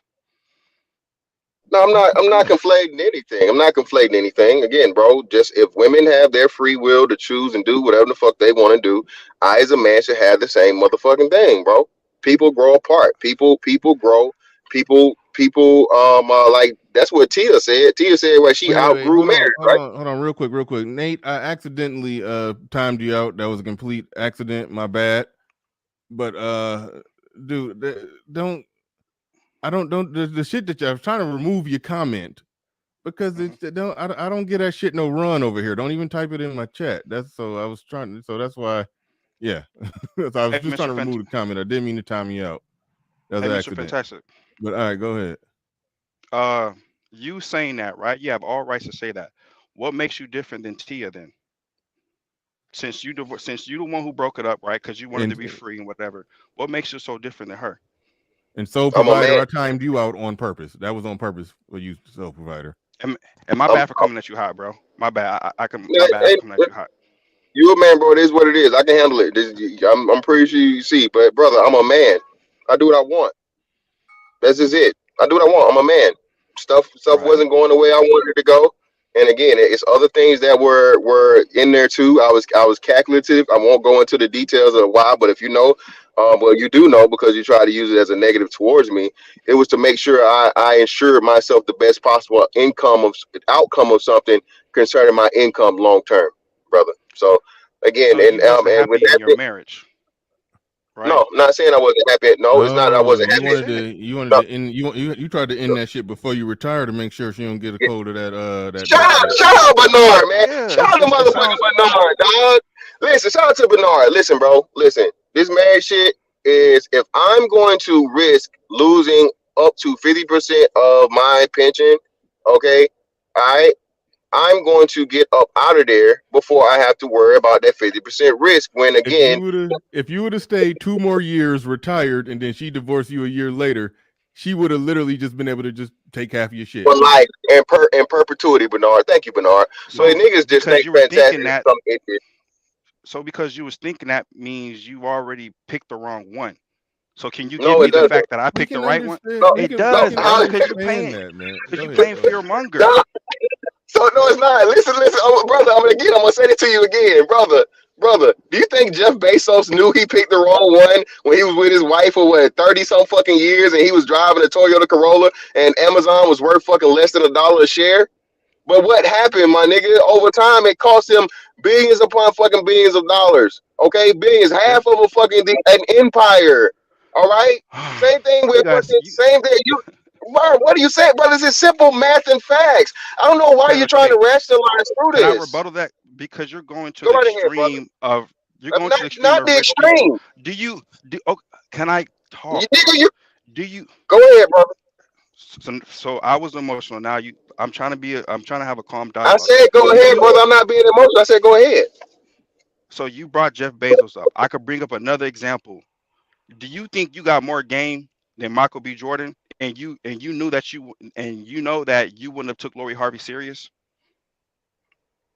Because some of these niggas don't have game and are gang goofy. So maybe Jeff Bezos was gang goofy, just like Michael B. Jordan was gang goofy. Okay, because they didn't have the discernment of the type of woman. It sounds like you're taking any time a man failed is because he didn't have game. Hold on, this is what I'm saying, but no. So this is what brother. So I got brother. So according to most niggas that go by the game philosophy, you will be a game goofy and a lame because you can't deal with a black woman. You had to come get some bitch that was fucking, my bad. I don't want to say that because I want to say you had to go get a woman, okay, that was cultured to be on the man's program all the time and all these different things. So it's just funny to me, man, how you can manipulate. Yeah, hold on, that's a good point, fantastic. Yeah, I know it is. But no, I do it for real. I do this for real. The game guys would say, you cheated the game. That's what they literally say when somebody go get them a wife from another culture. You cheated the game. Because if you had game, you'd be able to get that from one of these domestic women. You cheating the game. See, but no, y'all, man, y'all niggas, hey, nigga, I've been gone. Y'all done forgot, man. Y'all better know who the hell y'all dealing with, bro. I don't know what's wrong with y'all niggas, bro. I'm true to this. I ain't new to this. Oh man, I was trying to get off of here. Y'all dragging me. But hold on, damn, he dropped again. All right, we gonna wrap it up. I think I finally understood why you got all this fire and brimstone against marriage. I mean, most people are gun shy, if not full blown against state sanctioned marriage. But you saw that train coming. Oh yeah. That train was coming. Had you, because you can retire in like another year, right? Yeah. You're gonna be able to retire from the military in another year. And if shit was rocky, yeah, I can't argue with you for going and getting out right now instead of retiring, pulling out all that pension, all that money, and then now she got you by the ball. That's half, Bernard, for life. Half for life. For life now.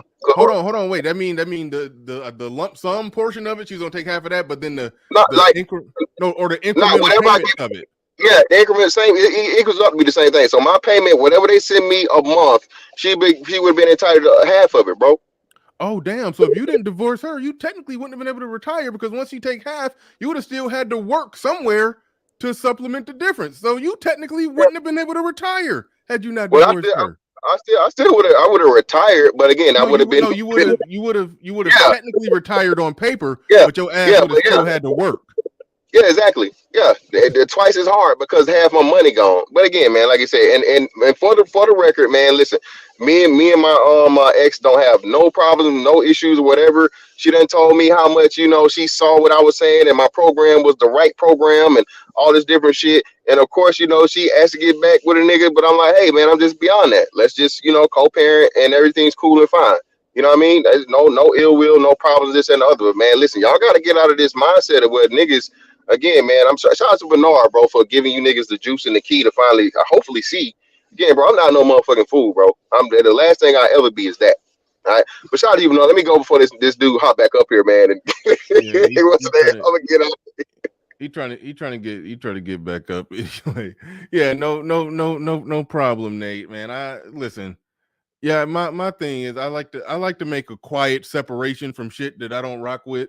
And I've had the debates, I had the arguments on that. Now I like to quietly separate from some stuff, and then people keep trying to bring it back. That's why, I wasn't no big fan when patriarchy came up and just smuggled it into the conversation for no damn reason. I don't even think it applied.